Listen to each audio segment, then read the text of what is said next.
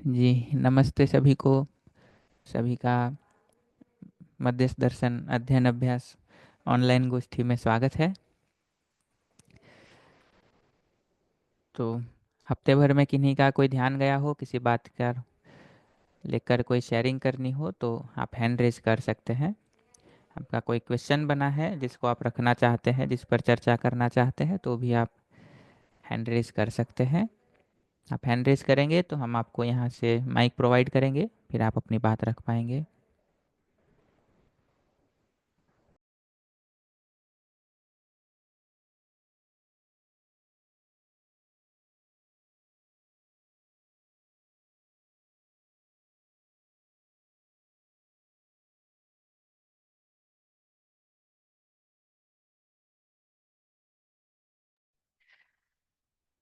जी, तो किन्हीं का कोई शेयरिंग है हफ्ते भर का, किसी बात पर ध्यान गया है तो आप हैंड रेज कर सकते हैं।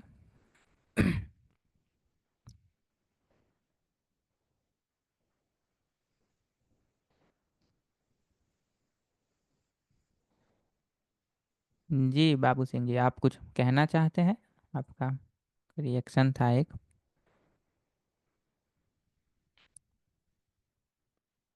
ये आपको माइक दिया है, आप बता सकते हैं। नमस्ते। जी नमस्कार। नमस्ते नमस्ते। वंदन भाई नमस्कार। इस ग्रुप में सभी जो सदस्य अभी तक आ गए हैं उनको सभी को नमस्कार। जी नमस्ते। अभी तक तो मैं कई सप्ताह से ऐसा सुनता ही आ रहा हूँ, मगर आज ये भाव उठा के चलो दिवाली के बाद में सबको नमस्कार भी कर लूं। और एक भाव रहता है ना, नए साल का एक भावना रहती है, तो चलो शेयरिंग। मैं अपना एक्सपीरियंस ऐसा शेयर करना चाहता हूँ कि जब से ये क्या बोलते हैं सार सत्र करके आया हूँ, तब से मेरे अंदर एक विशेष खुशी है ना, मेरी दृष्टि में, मेरे व्यवहार में, है ना, विचार में, है ना। और ये यानी कुछ मतलब क्रिएटिविटी सी बात आ गई है। और इंदौर डिवीजन में मैं मोती भैया के संपर्क ने उन्होंने मुझे इंदौर डिवीजन की हमारे एक मीटिंग होने वाली है जो आनंद संस्थान भोपाल है, उसमें मध्य प्रदेश के सभी यानी कुछ चुनिंदा विद्यालयों में ये आनंद सभा का गठन करके ये चीज पहुंच रही है। तो उसमें मुझे डिविजनल लेवल पर हेडिंग करने के लिए भागीदारी दी गई है, तो 2 तारीख को उसकी बैठक भी है, मुझे उसमें जाना भी है। अभी उसकी मीटिंग समाप्त हुई और अपनी चालू हो रही है। दूसरा एक ये था कि वो जो मैं वाली क्रिया है उसमें 2 बातें मेरे को बहुत ज्यादा फोकस में आई कि निर्णय और ध्यान। ये जो है ये कितना इम्पोर्टेंट चीज है कि हर मतलब कोई भी जैसे अपन लोग निर्णय ही करते हैं तभी मतलब आगे बढ़ते हैं किसी भी चीज के लिए। वो चाहे मैं स्वयं के लिए भी निर्णय करता, समझने का निर्णय भी करता, तो वो भी है। और शरीर के साथ में जो जरूरत है उसका भी निर्णय मैं ही करता हूँ। तो इसको मैं प्रैक्टिकली तो है अभी कर रहा हूँ। और सुबह की यूएचवी की मीटिंग में भी हूँ, आप भी होंगे शायद वंदन जी।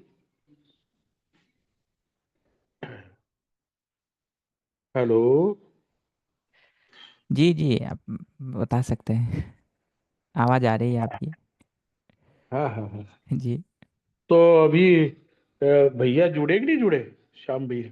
हाँ, जुड़े हुए हैं ना, बस जुड़े तो हुए। फिर उनको ही सुनना है मुझे। तो क्या इतना सा बताना है कि मुझे बड़ी खुशी हुई। मैं बहुत अपने को एक ये मानता हूँ, सही समय पर सही चीज के साथ में मैं संलग्न हूँ। डॉक्टर श्याम भैया के प्रति में मैं मैं बहुत कृतज्ञता व्यक्त करता हूँ कि उन्होंने नर्मदा यात्रा के दौरान हमारी चर्चा गहरी हुई थी, और एक लाइन बोली थी कि आप तो बस जुड़ गए, समझ लो हो गया काम। तो ये जो एक इतना कॉन्फिडेंस है किसी व्यक्ति के बारे में, इतना, क्योंकि हमारी और उनकी मुलाकात बहुत लंबे पीरियड के बाद, कोई 15-20 सालों के बाद हुई थी। बोले हो गया हो तो आप बस अब आ जाइए, जुड़ जाइए भोपाल में। वहां से जो है अपनी यात्रा चल रही है, ये नॉन स्टॉप है, और अभी उसके बाद 60-70 होने के बाद और इसमें अच्छी सी गति बन गई है। बस इतनी सी बात है कि ये यूएचवी सुबह मॉर्निंग सभा होती है, उसमें इंग्लिश हिंदी दोनों में मैं सुन पाता हूँ दिन भर का। उसमें अभ्यासक्रम का भी कुछ पॉइंट स्टोन देते हैं, वो भी कर रहा हूँ। और ये जो अपनी हमारा अभ्यास क्रम का जो अपना चलता है, इससे जुड़ने के बाद में ये सब चीजें रिफाइनमेंट की ओर जा रही है, और निरंतर जो है अनुभव के क्रम में जा रही है। अभी डीसा का कार्यक्रम भी मेरा फिक्स हो गया, वहां भी आपके सानिध्य में रहेंगे, भैया के सानिध्य में रहेंगे। तो हम लोग भले थोड़ा बीच में मिसिंग लिंक हुई, लेकिन अब इसको रैपिडली वापस आ रही है। और उसके बाद में फिर भीलवाड़ा भी एक कार्यक्रम है, और फिर भोपाल में भी 31, शायद 29 से 6 दिसंबर तक है। इस तरह से कार्यक्रम पेक्ड है। तो इतना ही मुझे कहना था। जी बहुत जी बहुत ही भाग्यशाली हूँ या फॉर्चुनेट हूँ कि कम से कम मतलब मुझे शिक्षा के क्षेत्र में ये का अवसर मिला है। तो मध्य प्रदेश में आनंद संस्थान से जुड़ करके भैया जी के सानिध्य में ये कार्यक्रम आगे निकल जाएगा। कम से कम झाबुआ जिले में तो हम इस चीज को आगे देखने जा ही रहे हैं। बस इतना ही सही मुझे कहना था। धन्यवाद भैया। जी जी, धन्यवाद धन्यवाद। जी, बढ़िया। तो नमस्ते श्याम भैया, आपका स्वागत है। अभी कंटिन्यू कर सकते हैं, और किन्हीं का शेयरिंग तो मुझे लग नहीं रहा भैया, तो आप कर सकते हैं। बढ़िया। जी भैया। पिछली बार का कोई प्रश्न हो तो उस पर बात कर सकते हैं। मैं तो अभी सम्मेलन में हूँ। एक्चुअली एक मीटिंग थी थोड़ी पहले, इसलिए मैं 5-7 मिनट लेट हो गया ज्वाइन होने में। जी भैया। तो पिछली बार की शेयरिंग से कोई प्रश्न हो तो बताइए, हम वहां से चर्चा को शुरू करना चाहेंगे। अन्यथा फिर जो मुझे अपनी तरफ से कहना है मैं वहां से शुरू करूंगा। जी, तो जैसा भैया पूछ रहे हैं कि निका यदि कोई प्रश्न है तो हैंड रेज कर सकते हैं।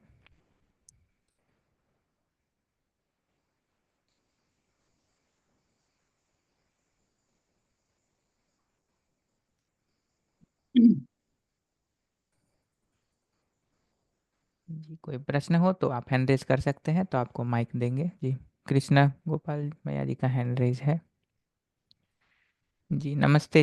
ये आपको हैंड रेज किया, आपने माइक दिया है हमने, आप बता सकते हैं। हाँ, नमस्ते वंदन भैया, श्याम भैया, सभी को नमस्ते।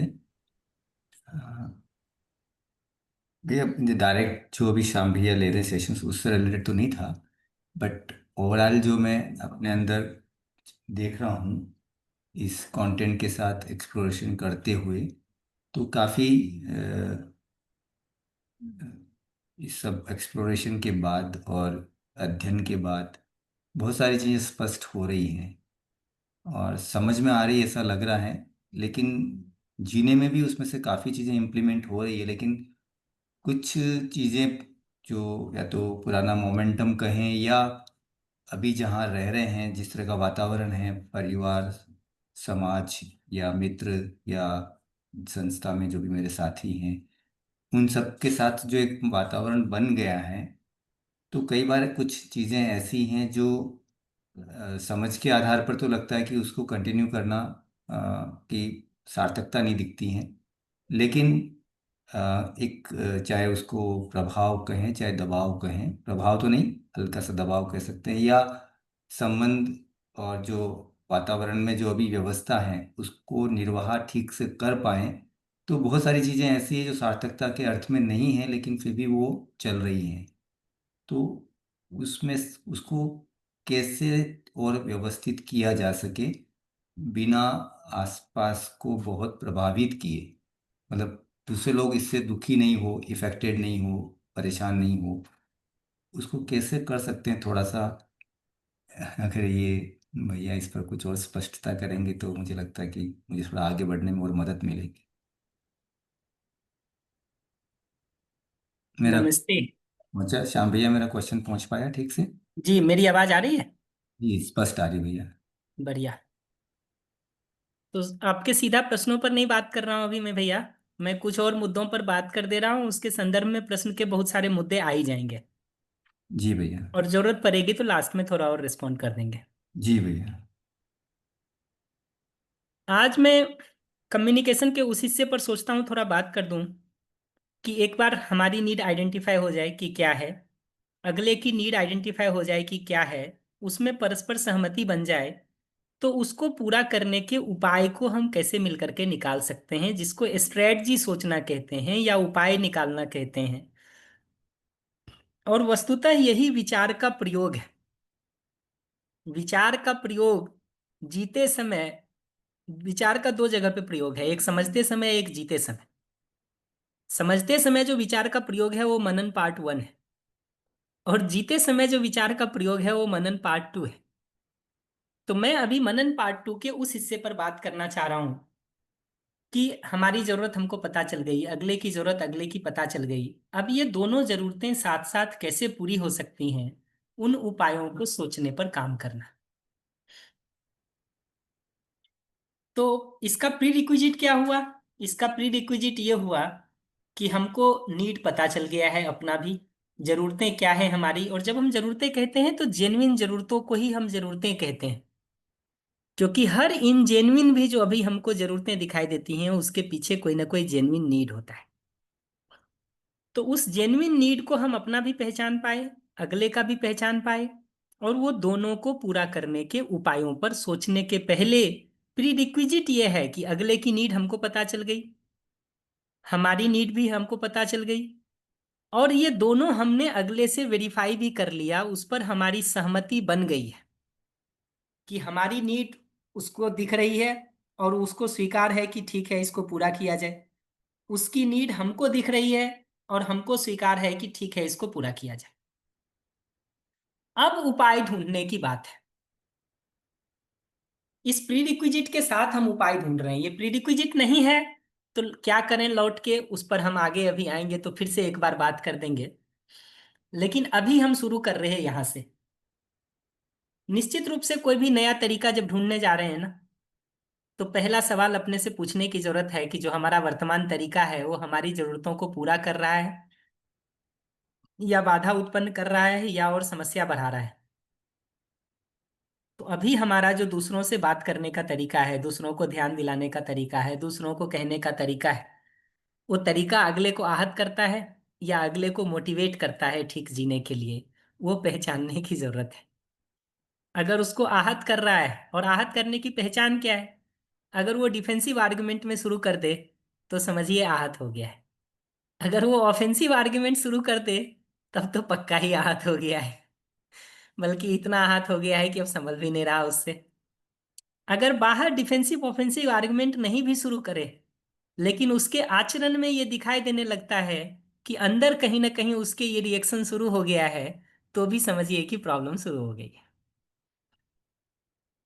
तो अगर हमारी वर्तमान तरीके बढ़िया ही काम कर रहे हैं, हमारी जरूरत को भी पूरे कर रहे हैं, अगले की भी जरूरत को पूरा कर रहे हैं, तो बदलने की क्या जरूरत है, उसको निष्ठापूर्वक करने की जरूरत है।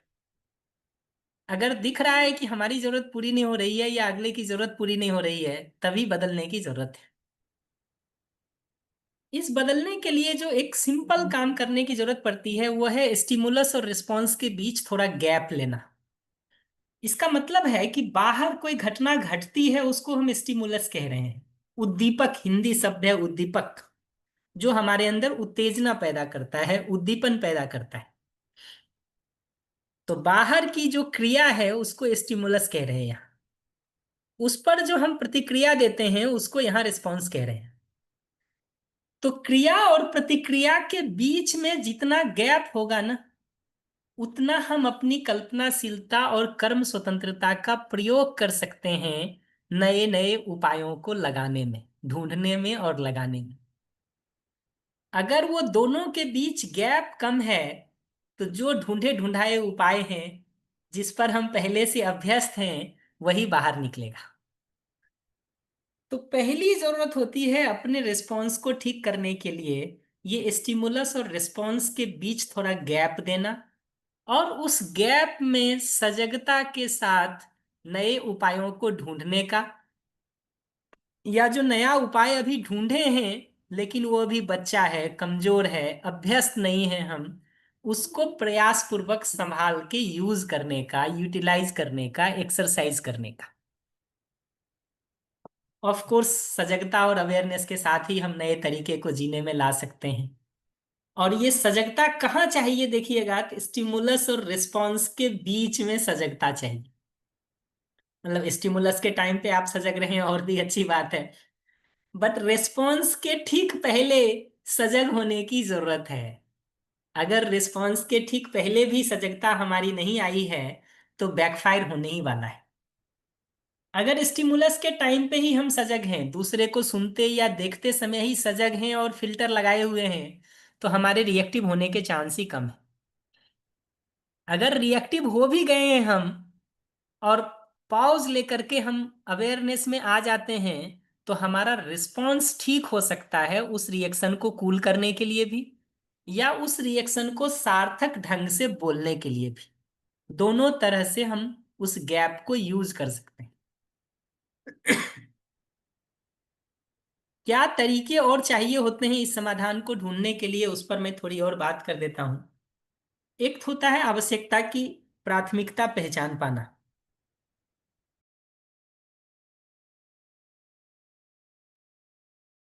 आवश्यकता की प्राथमिकता अपने लिए पहचानना जरूरी है, दूसरे के लिए आप जबरदस्ती नहीं कर सकते।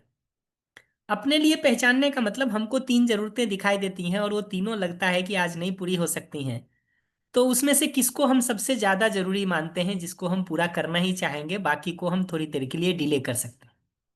ये है प्रायोरिटी पहचानने का मतलब। इसी तरह से जब दूसरे से बात कर रहे हैं तो उसने अपनी कई सारी नीड्स बताई और हमको लगता है कि वो सारी अभी नहीं पूरी कर सकते हैं, तो उससे भी प्रायोरिटी पूछी जा सकती है कि अगर इसमें से कुछ को करना चाहें तो कौन से को हम करें जिससे चीजें पूरी हो जाएंगी, जिससे चीजें पूरी हो जाएंगी। तो एक जगह ये है आवश्यकता की प्राथमिकता पहचानना, क्योंकि कई बार अगर लगता है कि सारी आवश्यकता नहीं पूरी हो सकती, घर में 10 काम है जो हम करना चाहते हैं और सैलरी उतनी ही आनी है जिसमें 3 ही काम हो सकते हैं, तो प्रायोरिटी सेट करना जरूरी है। कई बार आवश्यकताओं की इंटेंसिटी भी पहचानना जरूरी होता है। इंटेंसिटी का मतलब कई बार हमारी आवश्यकताएं इतनी इंटेंस हो जाती हैं कि हम उसके बिना जी ही नहीं सकते। तो भले वो बहुत वैल्यूएबल नहीं है लेकिन हमारी प्रायोरिटी में बहुत ऊपर आ जाता है कई बार। फॉर एग्जाम्पल, एक बच्चे के लिए एक पसंदीदा पेन या खिलौना खरीदना बहुत जरूरी चीज नहीं होगी, लेकिन वो किसी जगह पर उसकी इंटेंसिटी में इतना ऊपर आ जाता है कि उसके अलावा उसको कुछ दिखाई ही नहीं देता है। इसको मैं कह रहा हूँ तीव्रता पहचानना। कई बार इसमें यह भी दिखाई देता है कि समय के साथ इन आवश्यकताओं की तीव्रताएं बदलती चली जाती। फॉर एग्जाम्पल, अभी अमानवीयता में जीते हुए दूसरे से सम्मान की जितनी हमको जरूरत महसूस होती है, मानवीयता में जाने के बाद उससे कम हो जाती है।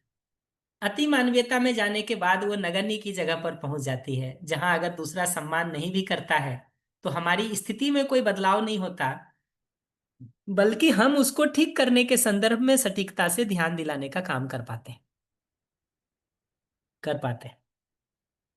इसी के साथ एक बात यह भी पहचानना जरूरी है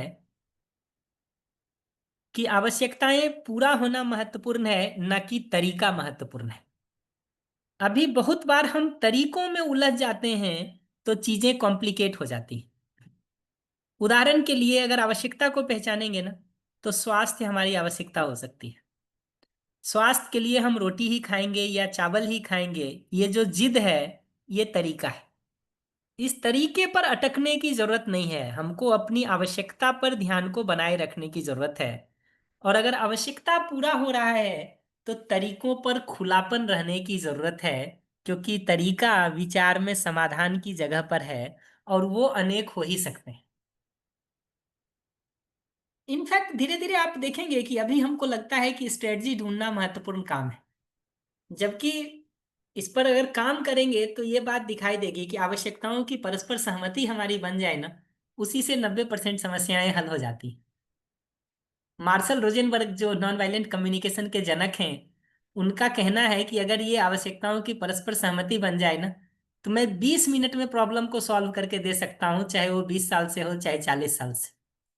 मैं एक रिकॉर्डिंग सुन रहा था जिसमें एक महिला ने को उन्होंने कहा और उसने चैलेंज किया कि ये नहीं होगा, और 1 घंटे लगे उसको आवश्यकताओं की परस्पर सहमति बनाने में, लगभग 60 to 70 मिनट्स। और उसके बाद सॉल्यूशन ढूंढने में 10 या 12 मिनट भी नहीं लगे, 20 मिनट तो ज्यादा था। अगर एक बार आवश्यकताओं पर सहमति बन जाए और तरीकों के ऊपर हमारा जिद नहीं हो, बहुत आसानी से वो ढूंढ लिया जाता है। और अगर कठिन परिस्थितियां कोई जिंदगी में दिखाई देती हैं, तो उसको अपनी योग्यता विकास के अवसर के रूप में देखने की जरूरत है, ना कि एक झंझट, चुनौती और समस्या के रूप में देखने की जरूरत है। तो इनफैक्ट अमानवीयता भी अस्तित्व में जो है ना, वो देखिएगा तो मानवीयता इन क्यू है, मानवीयता इन पाइपलाइन है, मानवीयता के क्रम में है, जिसको जागृति क्रम कहते हैं। वो क्रम में है, अमानवीयता में जीता हुआ व्यक्ति भी वस्तुतः उस क्रम में है। तो कठिन परिस्थितियों को अपने योग्यता विकास के अवसर के रूप में देखने की जरूरत है, ना कि एक बाधा के रूप में। और ये कठिन परिस्थितियां ही हैं जिसमें अपनी वास्तविक स्थिति का पता चलता है। इनफैक्ट सहज स्थितियां जो होती हैं ना, वो तो अपने परफॉर्मेंस को अच्छा देने के लिए होती हैं, जहां आप परिवार के लिए, समाज के लिए, व्यवस्था के लिए बहुत सार्थक कर पाते हैं। सहज परिस्थितियां, जो अनुकूल परिस्थितियां हैं ना, वो हमको परिवार में, समाज में, व्यवस्था में बहुत फैल करके जीने का स्कोप देती हैं, अवसर देती हैं कंट्रीब्यूट करने का। कठिन परिस्थितियों में उसमें थोड़ा ब्लॉकेज तो आता है, लेकिन कठिन परिस्थितियां दो चीजें बहुत अच्छे से करा देती हैं।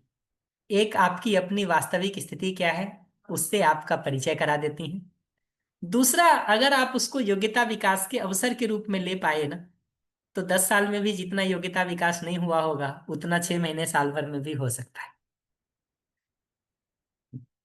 आखिरी बात जो इसमें लिखी हुई है वो ये कि ये स्ट्रेटजी या तरीका ढूंढने का काम हो पाता है अगर सचमुच ईमानदारी से हम दोनों की आवश्यकता को पूरा करने का प्रयास कर रहे हैं।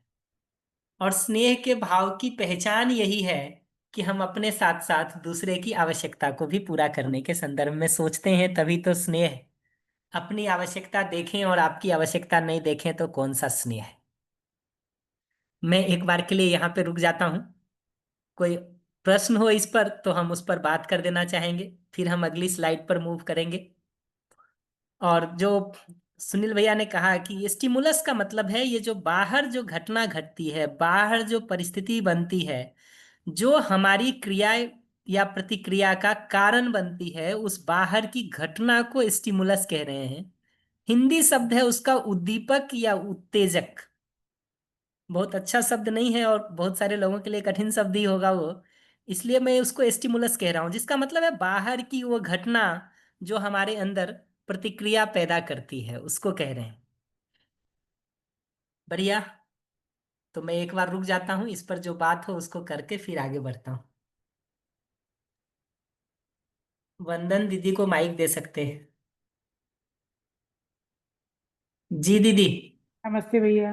नमस्ते नमस्ते। भैया, अगर किसी संबंध में हम तो संबंध के साथ प्रस्तुत हो रहे हैं और स्नेह का भाव पूरा देख रहे हैं और सामने वाला प्रस्तुत नहीं होना चाहता, तो क्या करें? अवसर देना चाहिए दीदी। अगर आप ये कहेंगे कि श्याम मैं तुम्हारे साथ नहीं जीना चाहता हूँ, मैं जबरदस्ती आपके गले पड़ने नहीं आऊंगा दीदी।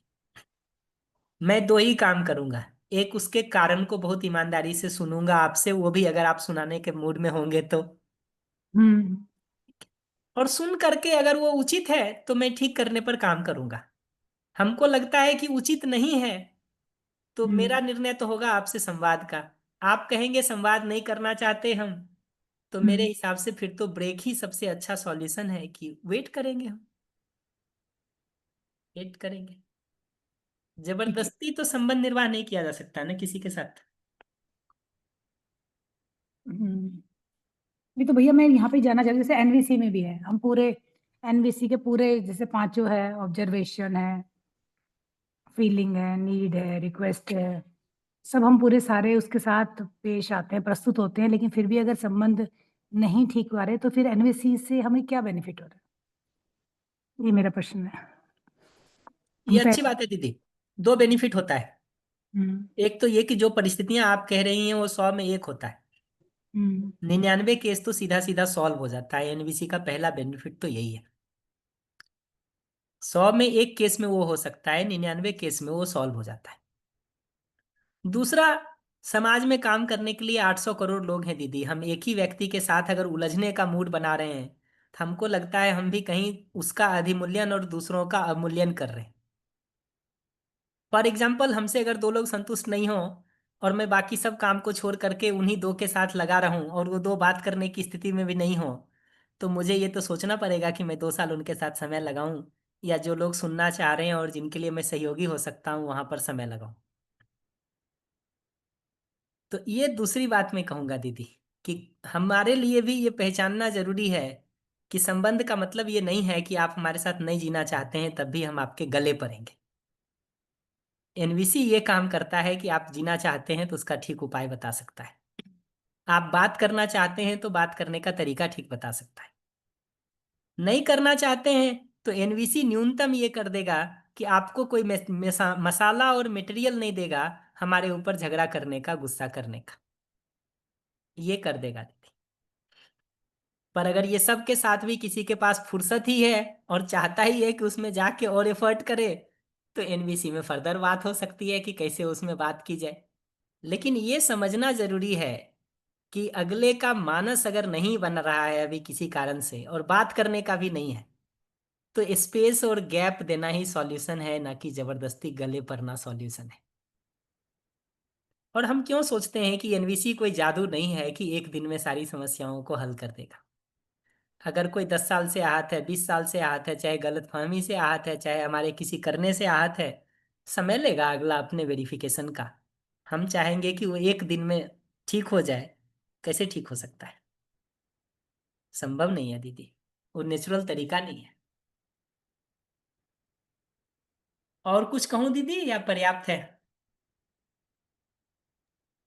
जी भैया, नहीं सफिशिएंट है भैया।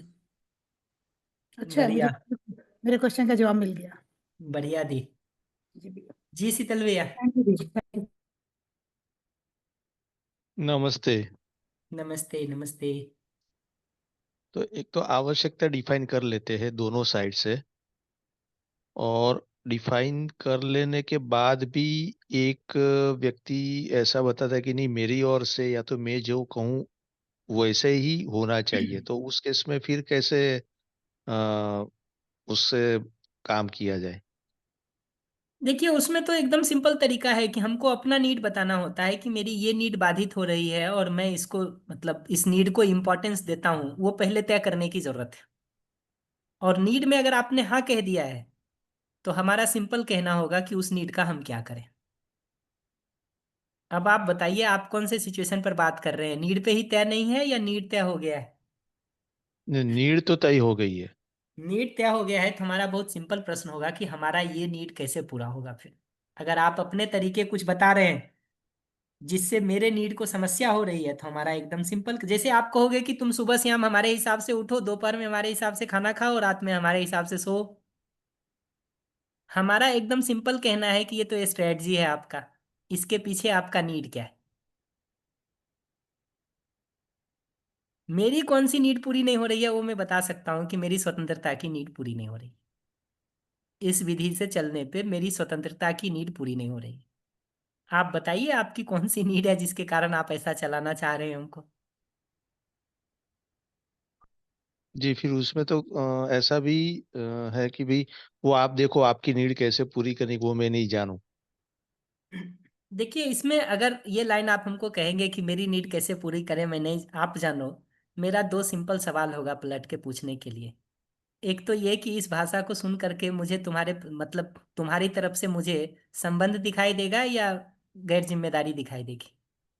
मेरा स्ट्रेट प्रश्न ये होगा, अगर आप हमारे साथ ये भाषा कहेंगे ना, हम्म। मेरा स्ट्रेट प्रश्न ये होगा कि इसको सुन करके मैं क्या मानूं, आप हमारे साथ संबंध रखते हैं या आप हमारे साथ कोई संबंध नहीं देखते।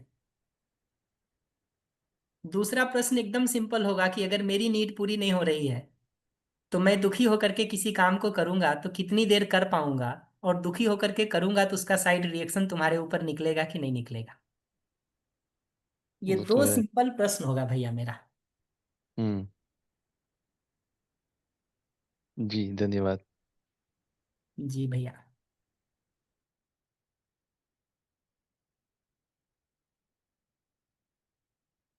देखिए, ये सारी चीजें सॉल्व तभी हो सकती हैं जब नीड की जगह पर हमारी एक दूसरे के साथ सहमति बन गई है और हमारा कमिटमेंट है एक दूसरे की नीड को पूरा करने के संदर्भ में जेन्युइनली हम ओपन हैं।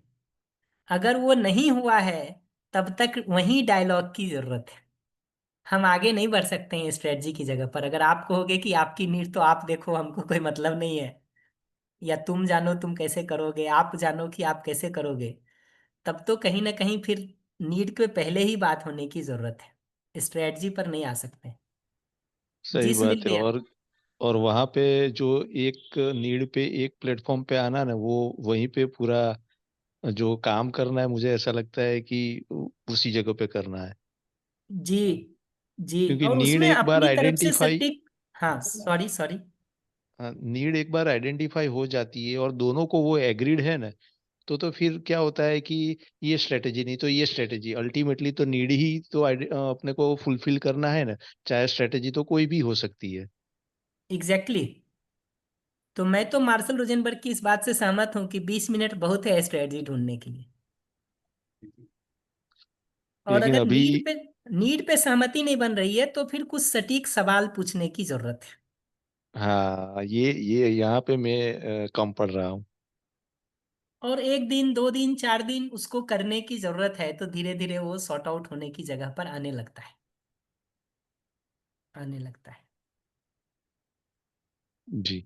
जी भैया। जी। जी सुनील भैया। दरवाजा लगा दी तुम अच्छा।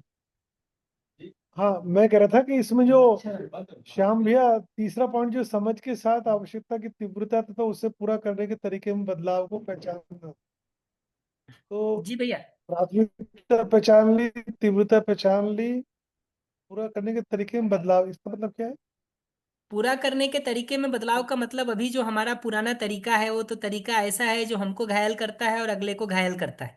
अच्छा अच्छा अच्छा, ठीक। तो नए तरीके को जब तक देखेंगे नहीं कि पुराने तरीके की समस्या है और उसमें बदलाव का नया तरीका ये है, तब तक कैसे उसमें आगे बढ़ेंगे। जैसे एनवीसी में आपको अभी दुखी हो गए, तो एक तरीका होता है कि हम जाके दूसरे को सुना आते हैं कि देखो तुमने हमारी जिंदगी नरक कर रखी है। ये अभी का हमारा तरीका है अपनी आवश्यकता को पूरा करने का। हमको लगता है ये सुन के अगला ठीक सीने लगेगा। ठीक एक है। बार ये दिखता है कि वो तरीका समस्याग्रस्त है, तो हम नए तरीके पहचानते हैं कि उसको कहने के बदले हम आपको अपनी नीड बताई जाए, अपना फीलिंग बताया जाए। जिस ऑब्जर्वेशन के कारण हमने वो निष्कर्ष निकाल लिया है कि तुम हमारी जिंदगी नरक बना रखे हो, उस ऑब्जर्वेशन को बताया जाए और उसके साथ डायलॉग को आगे बढ़ाया जाए। ठीक है। दूसरा ये आपने कहा कि जैसे सुबह मेरे साथ, शाम को मेरे साथ, कल मेरे साथ खाना खाना, तो ये तो स्ट्रेटेजी है, उसके पीछे की नीड पकड़नी है। ओके, तो मैं इसको इसके नीड पीछे की समझ रहा नीड था। शायद ये होगी कि आप हमारा साथ चाहते हैं। हाँ, समय नहीं दे रहे हो, अच्छा अच्छा। ओके। हाँ, तो ये बात तो मुझे ठीक लग रही है। अगर नीड पकड़ में आ जाए, जो एक्चुअल नीड है, तो पूरा करने में वो 10-20 मिनट जो बोल रहे हैं मार्शल रोजनबर्ग, वो हो जाए। क्योंकि एक बार आवश्यकता वास्तव में समझ में आ गई तो फिर तो अ, हो जाता है। ठीक बात है। ओके, तो इस समय स्ट्रेटेजी को आवश्यकता समझ रहा था। इसका और थोड़ा सवाल करके, एक दो सवाल और करेंगे तो थोड़ा शायद निकल आएगी उसमें से नीड। आवश्यकता बेसिकली अगर ठीक से देखिएगा ना, तो आवश्यकता उसको कहते हैं हम जो बेसिकली हर आदमी के लिए एक जैसा है। हाँ हाँ। वो यूनिवर्सल है, नीड सारी यूनिवर्सल है। नीड तो आपने जो पहले कभी फर्स्ट बार जब समझाया था एनवीसी, तो जी। आपने बोला था कि जो एनवीसी में नीड है वो जीन विद्या में फीलिंग है। जी, ऐसा कुछ प्राइमरी और था? सेकेंडरी नीड जो पहचाना था हमने ना, हाँ, बेसिकली वो सारे देखिएगा इसमें तो नीड है। जो अपने फीलिंग है वो इसमें नीड है, सही है ना? जी भैया, जो वहाँ फीलिंग है वो तो यहाँ नीड है। हाँ, ओके, ठीक है। एक बार पूरा करेंगे आपका शिविर तो और पकड़ में आएगा। बाकी ठीक है, मैं भी कल भी एक प्रयोग किया तो आज भी किया तो बहुत सफल रहा हो। बढ़िया। बहुत देखिए, सफल रहा मुझे। इससे पता चलता है कि थोड़ा बहुत समझने से भी बहुत सफल हो जाता है। हाँ नहीं नहीं, मजा आ गया। मतलब मैं पहले मैं सोच रहा था यार कि ये बात करने में मतलब नहीं, लेकिन बाद में मैंने कहा एक बार प्रयोग करते हैं, आपने जैसा बोला है तो वैसा सामने वाले को बराबर रखते हुए बात किया, तो बहुत गजब बात हुई, बहुत बढ़िया रहा, फर्स्ट क्लास। ठीक है। बढ़िया। चलिए और बात करेंगे आगे। जी, मैं कृष्ण गोपाल अंकल जी, आपको माइक दिया है, आप बता सकते हैं। भैया ये आवश्यकताओं को पूरा करने का क्रम पहचान पाना, थोड़ा इसको और थोड़ा स्पष्ट करेंगे क्या कि। वही उसका मतलब उतना ही है कि प्रायोरिटी की जगह पर हम चीजों को सेट करते हैं, तो जरूरी नहीं है ना कि हर चीज एक साथ पूरी हो ही जाए। ओके। उदाहरण के लिए आप हमारा साथ भी चाहते हैं, और हम्म। जो है आप मनोरंजन के लिए कुछ दूसरा काम भी करना चाह रहे हैं, और आपको दोनों का उपाय एक साथ नहीं दिख रहा है। तो ये तय करना पड़ेगा कि पहले मनोरंजन करना चाहते हैं कि पहले हमारा साथ चाहते हैं। ओके। मनोरंजन करना चाहते हैं तो वही करके आ जाइए, बाद में हम साथ में बैठ लेंगे। और अगर साथ पहले चाहिए तो पहले हम साथ बैठ लेंगे, बाद में आप मनोरंजन करने चले जाइएगा। जी। और भैया ये इसका क्या उदाहरण हो सकता है, आवश्यकताएं पूरा होना महत्वपूर्ण है कि तरीका। उसका मतलब यही है भैया कि अगर हमको भूख लगी है तो भोजन महत्वपूर्ण है, ना कि चावल या रोटी का जिद होना महत्वपूर्ण है। हम्म। अगर हमारे लिए भोजन महत्वपूर्ण है, स्वास्थ्य महत्वपूर्ण है, तो रोटी और चावल का जिद करने का जरूरत नहीं है। हमको दिखाई देता है कि स्वास्थ्य हमारी मूलभूत जरूरत है, और ये दोनों से पूरा हो सकता है, रोटी से भी चावल से भी। हम्म। हमको लगता है कि भीलवाड़ा से मान लीजिए दिल्ली जाना है, आप चाहते हैं कार से जाएं, मैं चाहता हूँ ट्रेन से जाएं। अगर हमको एक बार आवश्यकता दिखाई दे रही है कि मूल मुद्दा वहां पहुंचने का है, ठीक है, तो हम आपके तरीकों से सहमत हो सकते हैं, आप हमारे तरीके से सहमत हो सकते हैं। लेकिन अगर मूल मुद्दा भूल जाए तो तरीके के जिद पे लगे रहिए। जी। ठीक है भैया। जी। जी। जी शशि दीदी। नमस्ते भैया। नमस्ते नमस्ते। उम, भैया आपसे ये जो सुन रही हूँ और 2-4 जगह पे एक तो सेल्फ एम्पैथी वाला काम किया, और 1-2 काम किए थे जहाँ पे जैसे विवशता लग रही थी कि मेरी इच्छा नहीं होने पर भी मैं ज़बरदस्ती किसी चीज़ को कर रही हूँ। तो वहाँ पे जो एनवीसी में कहते हैं कि उसकी जगह उस सेंटेंस को इस तरह से बोलो कि I choose to do this because मैं ये चाहती थी, वहाँ पे अपनी नीड देखें और ये सारी चीज़ें। जी। तो उसके बहुत ही उत्साहवर्धक परिणाम रहे, और मतलब मुझे लगा कि अ, मतलब जो नज़रिया जो था ना वो ही उस घटना को देखने का बदल गया, जिस चीज़ को लेके मैं बहुत परेशान होती रही, या मतलब यूँ तो ऐसे लगा कि अरे! मतलब ये तो बिल्कुल ही अलग चीज़ मेरे सामने खुल गई, और उस आराम की स्थिति में फिर मैं अपनी वो नीड जिसके कारण मैं विवशता महसूस कर रही थी कि मेरे को क्या चाहिए था, वो वाली नीड भी दिखाई दी। तो वो जो कहते हैं ना कि पहले अपने भाव ठीक हों, संबंध के भाव हों, तो उसके बाद में फिर आगे बात की जा सकती है, और उसकी शुरुआत होती है सेल्फ एम्पैथी से। तो ये चीज़ मुझे काफ़ी अच्छी क्लियर हुई। तो उसके लिए एक तो भैया आपको बहुत सारा थैंक्स देना था। बढ़िया जी। और दूसरी बात ये कि मैं कई बार जो दर्शन के अभ्यास और एनवीसी, इन दोनों में उलझ जाती हूँ कि इन दोनों में कनेक्शन क्या है? तो क्या आप वो क्लियर करेंगे? मतलब एनवीसी कई बार मुझे लगता है कि जो स्वयं को शरीर मानकर कि ये मेरी इच्छा है, ये नीड पूरी है, मतलब उस डायरेक्शन में चले जाते हैं कि मेरी जो आशाएँ हैं वो पूरी हो जाएँ, है ना? ताकि मैं सुखी हो जाऊँ। और एक तरफ दर्शन में ये कहते हैं कि सुखी होके बाहर आप क्या करेंगे? वो वाली चीज़ है। तो यहाँ पे ना भैया मैं थोड़ी-सी कन्फ्यूज़ हो रही हूँ कि ये कैसे कनेक्ट होता है एनवीसी और दर्शन? आज इसको नहीं एक्सप्लेन करता हूँ दीदी, ने तो इस पे पूरा सेशन हमको लेना पड़ेगा। कभी समय होगा तो उसको कर दूंगा। आज इसको नहीं करता हूँ, लेकिन मैं इतना जरूर कहूंगा कि एनवीसी इतना वो भी नहीं है कि शरीर मान के सारी आशाओं को पूरा करने की बात करता है। एनवीसी भी बहुत बारीकी से देखिएगा तो शरीर की आवश्यकताओं को पहचानता है, संबंध की आवश्यकताओं को पहचानता है, इवन कुछ स्तर पर जीवन की आवश्यकताओं को भी पहचानता है। हाँ, इतना जरूर है कि एनवीसी उसको बहुत अच्छे से ये बात कहता है कि परस्परता में संवाद पूर्वक हमारी और अगली दोनों की जरूरतें पूरी हो सकती। अगर आपने जीवन विद्या का मतलब ये माना है कि अपनी सारी जरूरतों के लिए हमको किसी तरह से दूसरे की जरूरत नहीं है, तो मुझे लगता है उसको एक बार रुक के रिव्यू करना चाहिए कि क्या सचमुच ऐसा होता भी है। एक बार लास्ट सेंटेंस वापस बोलिए भैया। अगर हमने ये माना हो कि शायद जीवन विद्या के बाद हमको संसार में किसी दूसरे की किसी तरह से जरूरत ही नहीं रह जाएगी, तो देखिए सुखी होने के लिए जरूरत नहीं रह जाएगी, ये तो हो सकता है, लेकिन परिवार में जीने के लिए, समाज में जीने के लिए, व्यवस्था में जीने के लिए तो जरूरत रहेगी ही दूसरे की।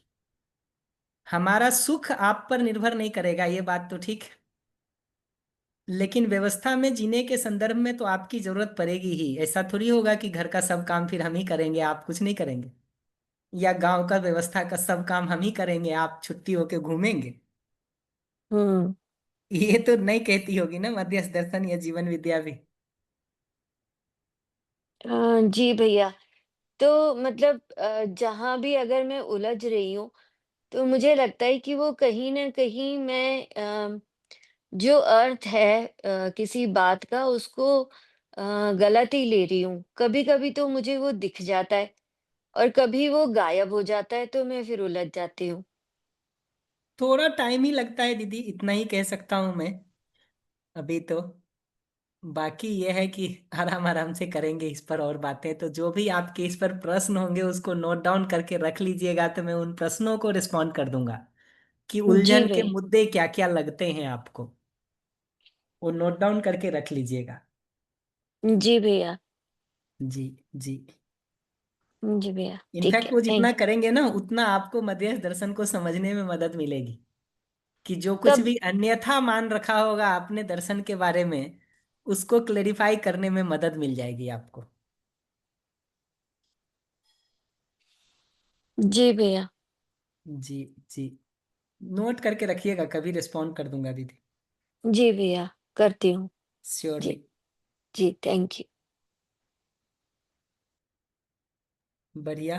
आगे चलूं वंदन फिर? मैं अदिति दीदी का ओके। मैसेज है तो उनको माइक दे देते हैं। दीजिए। हाँ दीदी, आप बता सकते हैं। जी भैया, मेरी आवाज आ रही है? अच्छे से दीदी। जी। भैया, मैं अभी आप जो पहले इसके पहले विवरण दे रहे थे उसमें मैंने सुना कि जो परेशानी वाली परिस्थिति होती है तो बात जल्दी समझ में आती है।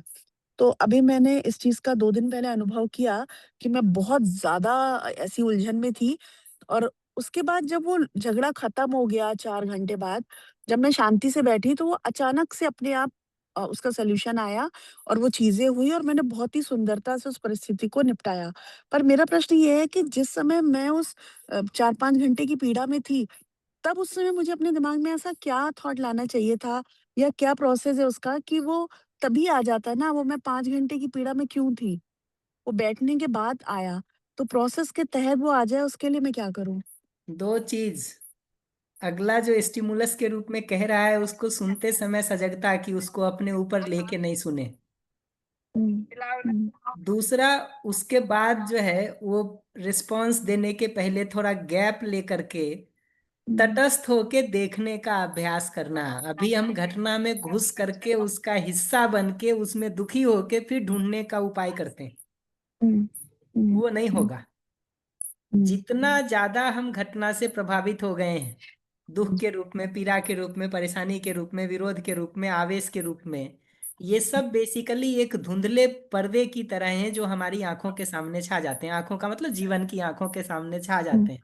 हुँ, वो हुँ, फिर दिखाई नहीं देता, जैसे बादल हो जाने के बाद सूरज ऊपर दिखाई नहीं देता ना, होते हुए भी। हुँ, हुँ, हुँ, हुँ, हमारे समाधान की हालत वैसी ही हो जाती है कि उपलब्ध होने के बावजूद भी वो हुँ, गैप बन जाता है जो हमको देखने नहीं देता है, उसको हुँ, हुँ, दिखने नहीं हुँ। देता है। जी तो भैया, जी भैया। तटस्थ होकर के सुनने का अभ्यास सबसे पहला अभ्यास है। हुँ, वो अगला आदमी जो वो गलती कर रहा है, वो भी मूल में सही करना चाहता है और नासमझी बस गलती कर रहा है, ये दूसरी जगह है। तीसरी जगह है कि उसका नीड क्या है उस परिस्थिति में, उसको सुनने का काम हम कर सकें। हमारी कौन सी नीड पूरी नहीं हो रही है जिसके कारण मैं परेशान हो रही हूँ, उसको पहचानने का काम करें। और ये दोनों नीड कैसे पूरा हो सकता है उसको सोचने पर काम करें। ये स्टेप है दीदी। बाद वाले तो भैया आ जाते हैं पकड़ में। ये अभी मुझे और ध्यान गया कि तटस्थ होकर के सुनना, वो मैं मिस कर रही थी। उसमें मैं रिएक्शन दे रही थी, तभी पूरा खेल बिगड़ रहा था। तो मुझे जी सुनने पे और दीदी, काम करना पड़ेगा जी। जी भैया, थैंक यू भैया बिल्कुल। जी।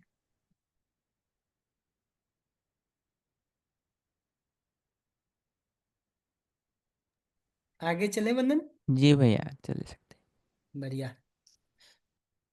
अनिरुद्ध भैया का एक कमेंट पड़ा हुआ है, ये बात सही है कि देखिए हम अगर अगले के साथ अभी जीने की परिस्थिति को ढूंढने का काम नहीं कर पा रहे हैं तो भी हमारा एक जुड़ाव बना रहता है। लेकिन आज के दिन ये समझना जरूरी है कि कई बार हम इस जुड़ाव और मोह का अंतर नहीं समझ पाते। मोह वो जगह है जहां हम जिद करते हैं अगले से कि नहीं तुम करो ही ऐसा, तुम जियो ही हमारे साथ, तुम जियोगे कैसे नहीं। जुड़ाव तो सचमुच देखिएगा तो वो जगह होती है जहां हम अगले को 100% स्वतंत्रता दे पाते हैं।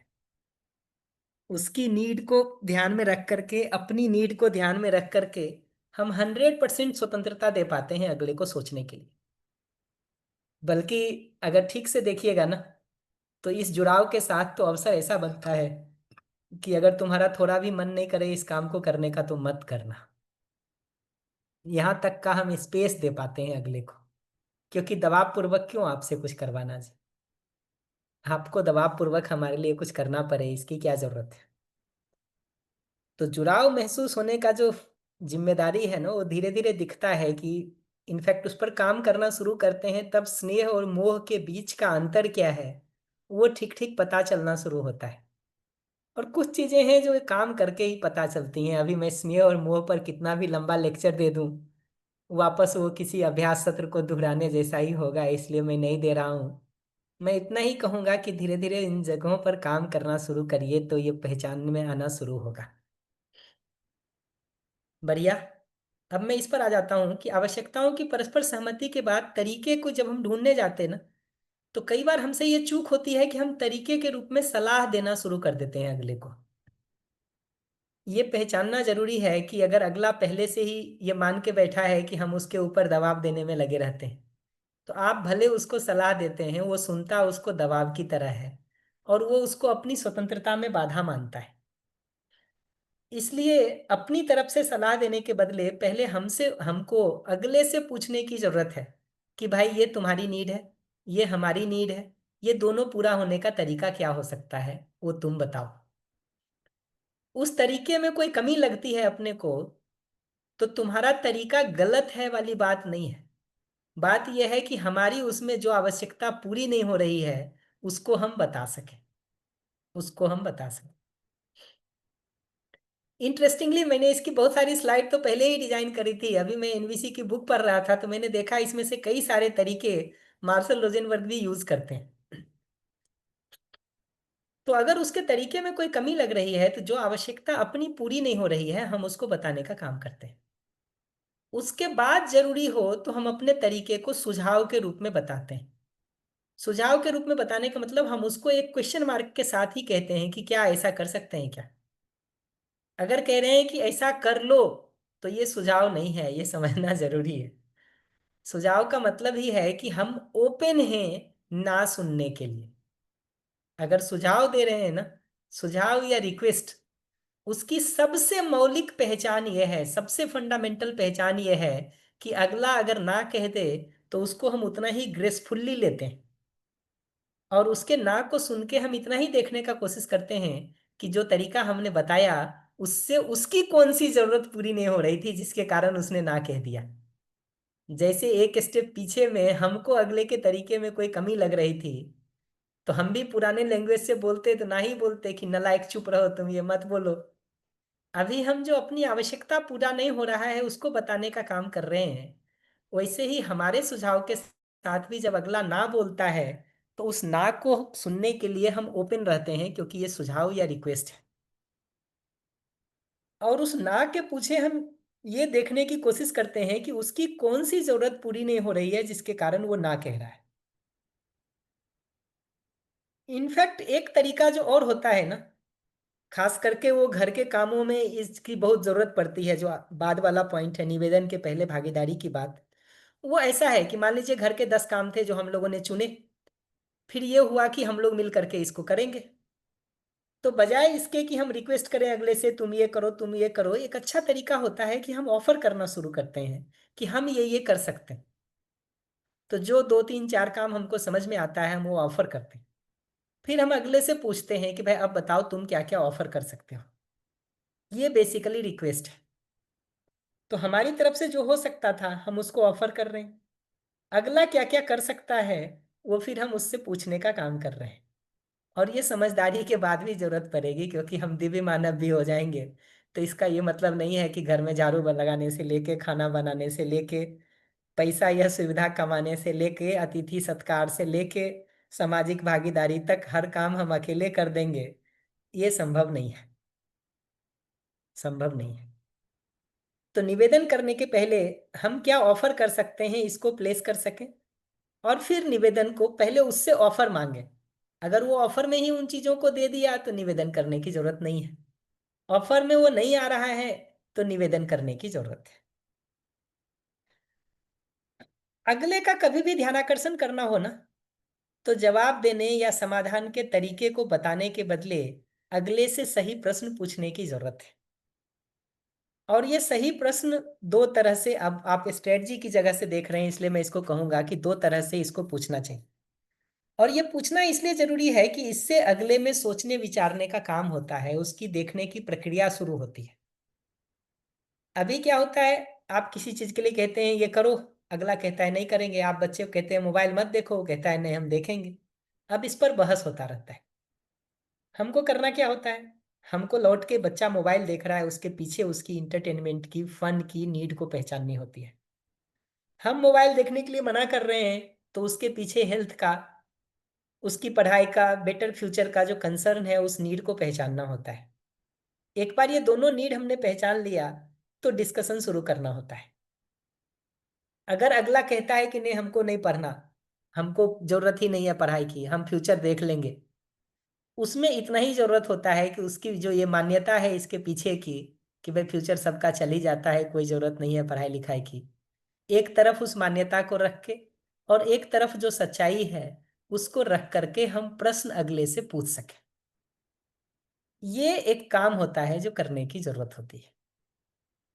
और स्ट्रेटजी की जगह से ये प्रश्न पूछना होता है कि ये स्ट्रेटजी तुम जो अपनाए हो इससे तुम्हारी ये नीड और हमारी ये नीड कैसे पूरी होगी।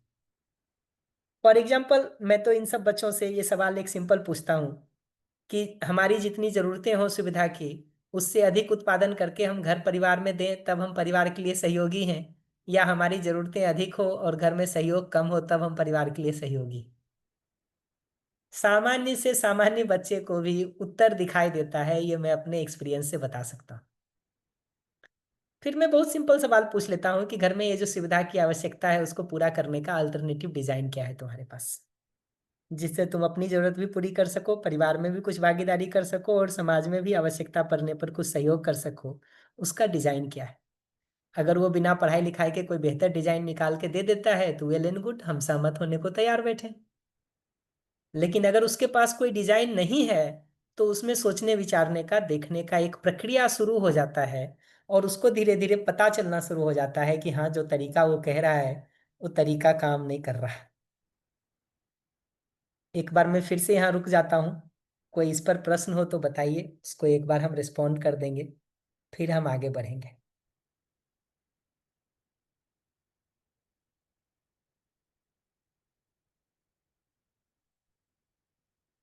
अप्रोच हम एकदम सिंपल कह रहे हैं। पहली बात, सलाह देने के बदले पूछना। दूसरा, उसके सलाह में कोई कमी लग रही है तो जो जरूरत अपनी नहीं पूरी हो रही है उसको प्लेस करना। ये प्रक्रिया बैक एंड फोर्थ चलती रहेगी। तीसरा, जहां जरूरत हो अपने तरीके को सुझाव के रूप में देना, और सुझाव का मतलब है हम नो सुनने के लिए तैयार हैं। नो पे अगर हमारा पारा हाई होने लगता है अंदर या बाहर तो हम सुझाव नहीं दे रहे हैं, हम डिमांड कर रहे हैं, ये हमको समझना जरूरी है। चौथा, वो अगर नो कहता है तो उसके पीछे उसकी आवश्यकता क्या पूरी नहीं हो रही है, उसको पहचानना। फिर वो सब के साथ स्ट्रेटजी का ये दो हिस्सा है कि उसमें क्या हम ऑफर कर सकते हैं, क्या हम भागीदारी कर सकते हैं, वो ऑफर करना। फिर अगले से ऑफर के लिए पूछना, फिर जरूरत पड़े तो रिक्वेस्ट करना। और ये सब करके अगर लगता है कि कोई नीड अभी पूरा कर पाने की स्थिति में नहीं है हम लोग, तो ये दो सवाल पूछना। एक तरफ उसकी मान्यता, दूसरी तरफ सच्चाई को रख के सवाल पूछना। या स्ट्रेटजी की जगह पर ये सवाल पूछना कि इस स्ट्रेटजी से तुम्हारी ये नीड या मेरी ये नीड कैसे पूरी होगी।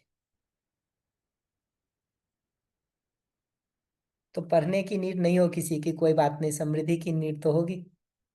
तो समृद्धि की नीड को पूरा करने का स्ट्रेटजी कोई दे दे तो आज की पढ़ाई लिखाई को छोड़ा जा सकता है।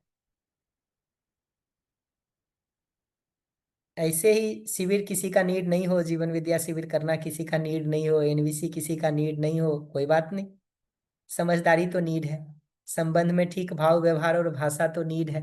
उसको पूरा करने का कोई अल्टरनेटिव स्ट्रेटजी अगर हमारे पास है तो वेल एंड गुड, हम उससे सहमत हो लेंगे।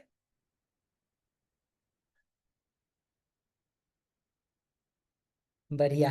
तो बताइए, इतने पर कोई भी बात हो तो उसको एक बार कर लें, फिर हम आगे बढ़ते हैं।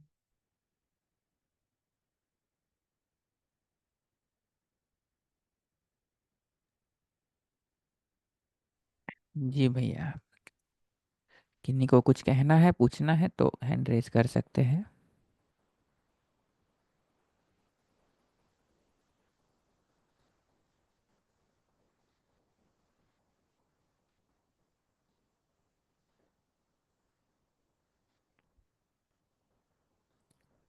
बढ़िया। जी तो भैया। हम आगे चलते हैं। ये स्लाइड इस रूप में महत्वपूर्ण है कि सारे तरीके आपके काम तब करेंगे जब अस्तित्व सहज कुछ निश्चित वास्तविकताओं को समझ करके, देख करके उसके साथ हमको संबंध और जुड़ाव दिखाई देता है।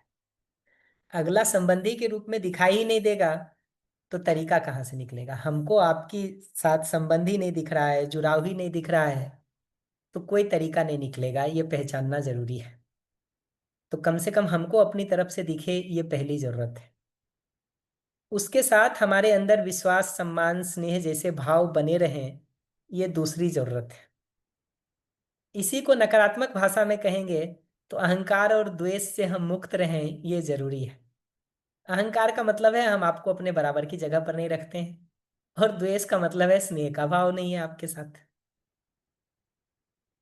इसी तरह से शासन और बल प्रयोग से समाधान नहीं निकलता है, ये दिखना भी जरूरी है।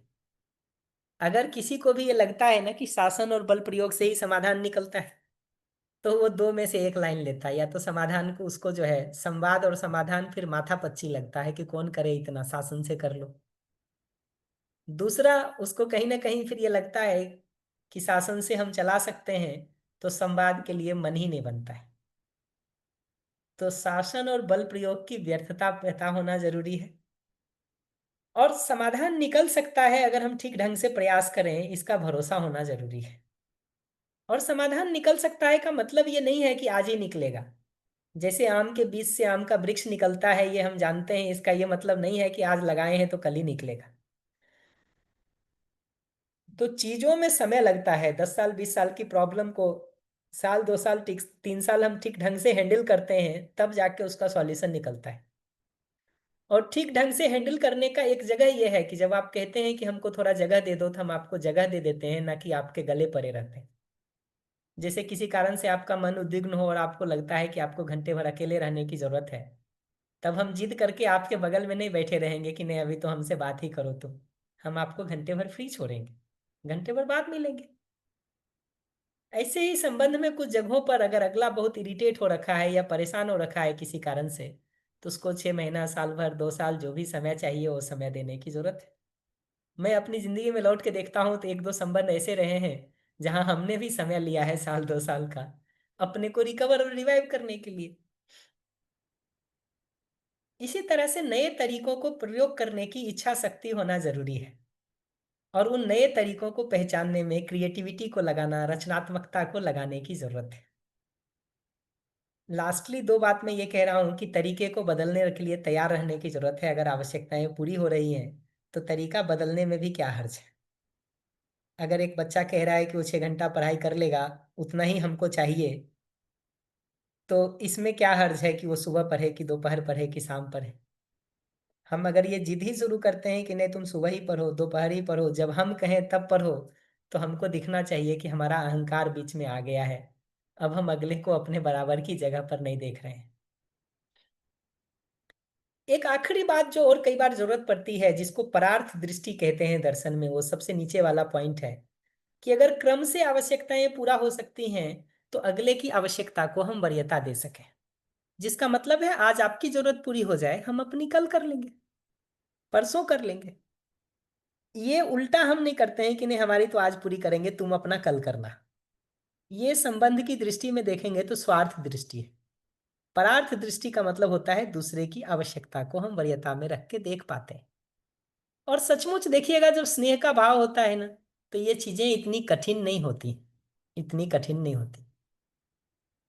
मैं इस पर और बात नहीं करता हूं, क्योंकि ये स्लाइड तो पहले भी अलग अलग तरह से बात हुआ है, हमने सिर्फ उसको रीसेट ही किया है यहाँ पर।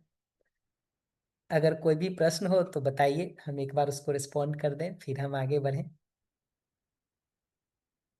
तो यहाँ भाषा की साथ हम भाषा की जो हम बात कर रहे हैं ना, वो अस्तित्व सहज वास्तविकता की समझ, उसके साथ स्नेह का भाव, उसके साथ विचार में समाधान को ढूंढने की कोशिश कर रहे हैं, ताकि अगले की नीड और हमारी नीड दोनों पूरी हो सके। स्नेह के भाव की पहचान ही वही है। अगर आपकी नीड का हम ध्यान नहीं रख रहे हैं तो हमारा स्नेह एक भाषा है, भाव नहीं।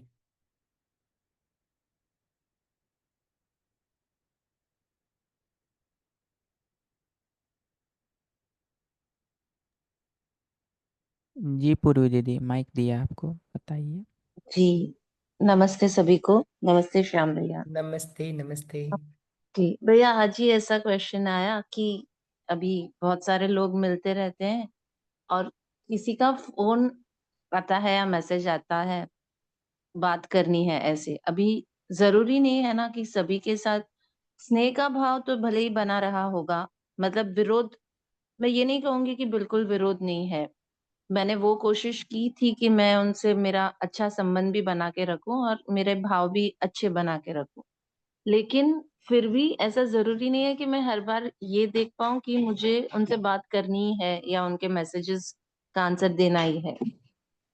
लेकिन अगर फिर सामने वाला ऐसा एक्सपेक्ट कर रहा है तो फिर मैं उसको कैसे रिएक्ट करूं? किसी संवाद में क्लैरिटी के साथ ये बता देने की जरूरत होती है दीदी, कि हम हम्म। एसएमएस को या मैसेजेस को इतना रिस्पॉन्ड कर सकते, इतना नहीं कर सकते। जैसे अगर आप मेरी स्थिति भी देखिएगा तो मैं बहुत सारे मैसेजेस को 2-2 दिन 4-4 दिन भी नहीं रिस्पॉन्ड कर पाता हूँ, मैसेज को भी नहीं कर पाता हूँ, कॉल तो छोड़िए। हम्म। लेकिन मैं तो आज के दिन अपना पॉलिसी बना लिया हूँ, जिसको भी नंबर देता हूँ उसके साथ ही ये बात बता देता हूँ कि भाई कॉल हम्म। कर दीजिए, मैसेज कर दीजिए, हम जब फ्री होंगे तो आपको वापस कॉल बैक करेंगे। ये क्लैरिटी ट्रांसपेरेंसी के साथ अगले को दे देने की जरूरत है, ताकि हम्म। उसका एक्सपेक्टेशन और हमारा एक्सपेक्टेशन मैच कर सके। उसके जी। बाद भी कोई ओवर एक्सपेक्टेशन रखेगा तो अब उसके हाथ की चीज है। हम्म। उसमें भी हम ये नहीं कहेंगे, अगर वो किसी दिन हमको कहेगा तो हम यहां से नहीं शुरू करेंगे कि हम तो तुमको पहले बता दिए थे। हम इम्पैथी हम्म। देने से शुरू करेंगे कि आपको पीड़ा होती है क्योंकि आप चाहते हैं कि आपको संवाद में मैसेजेस टाइमली मिला करें। अगर हम्म। अगला हमसे कंप्लेन से शुरू करेगा ना, तो हम्म। हम ये सफाई से नहीं शुरू करेंगे कि हम तो पहले बता रखे हैं ऐसा और आप करते हो तो ये आपकी प्रॉब्लम है। हम सबसे पहले इम्पैथी देंगे, जिसका मतलब है कि हम उसकी नीड को पहचान पा रहे हैं और उसकी पीड़ा को पहचान पा रहे हैं। जी। एक बार उसकी नीड को हमने पहचान लिया तो फिर हम अपनी नीड को प्लेस करके अपनी स्थिति को बता सकते हैं, उसमें दिक्कत नहीं है। हम्म। जी दीदी। जी, लेकिन मतलब मेरा ऐसा भी नहीं है कि समय नहीं है, लेकिन मैं ज्यादा कंफर्टेबल नहीं हूँ, तो फिर मैं उस तरह से भी बता सकती हूँ कि मैं कम बात करना चाहूंगी, ऐसा जो भी। जी दीदी, अगर अगर कंफर्टेबल नहीं है और ऐसा लग रहा है कि उनका मैसेज बार बार आएगा ही और जवाब नहीं जाने से असहजता होगी, तो हम्म। बेहतर है कि बात कर लेना। बात कर लेना। बात कर लेना, जिसका मतलब ये है कि हम अभी इस स्थिति में नहीं है कि हम बहुत ज्यादा आपको रिस्पॉन्ड कर सकें, तो हम कुछ समय कर पाएंगे, कुछ समय नहीं कर पाएंगे। मतलब जो भी है वो बता दो। जी जी, अंदर रखने का कोई मतलब नहीं है। मतलब नहीं है, और उसमें लैंग्वेज ब्लेम और कंप्लेन का नहीं होने की जरूरत है। हमारी स्थिति अभी ऐसी नहीं है, इतना ही बताने की जरूरत है। ठीक है जी, थैंक यू। जी दीदी, देखिए सारे संबंध में जो सम्मान की गति क्रिया अरहस्यता पर मैं कई बार बात करता रहता हूँ, उस अरहस्यता का मतलब यही है। आप जैसा मेरे बारे में सोचते हैं वो हमको ठीक ठीक बता देते हैं, मुझे भी पता है कि आप हमारे बारे में क्या सोचते हैं, और आपको पता है कि आप हमारे बारे में क्या सोचते हैं। तभी तो अरहस्यता होगी, नहीं तो रहस्य है। हाँ, लेकिन वो अरहस्यता भी है, लेकिन उसके साथ साथ भाषा पे भी ध्यान तो देना ही है कि हम किस तरह से वो रख रहे हैं। बिल्कुल दीदी, वो तो है ही। मतलब अगर अगले ब्लेमिंग, को कटघरे हाँ में खड़ा कर रहे हैं तो ठीक नहीं है। तो हाँ तो गड़बड़ है जी। तब तो ठीक नहीं है। हम्म तो वो भी ध्यान देना है, लेकिन बता भी देना है कि मैं यहाँ पे डिस्कम्फर्ट फील कर रही हूँ या जो भी है। बिल्कुल, और जो बता रहे हैं तो देखिए हम अपना नीड और अपना फीलिंग बता रहे हैं, इसलिए हम अगले को कटघरे में खड़ा ही नहीं कर रहे हैं। हम्म जी, खड़ा ही नहीं कर रहे हैं। हाँ खड़ा ही नहीं कर रहे। परफेक्ट जी, जी दीदी। थैंक यू भैया। जी दीदी, और कोई बात किन्हीं का?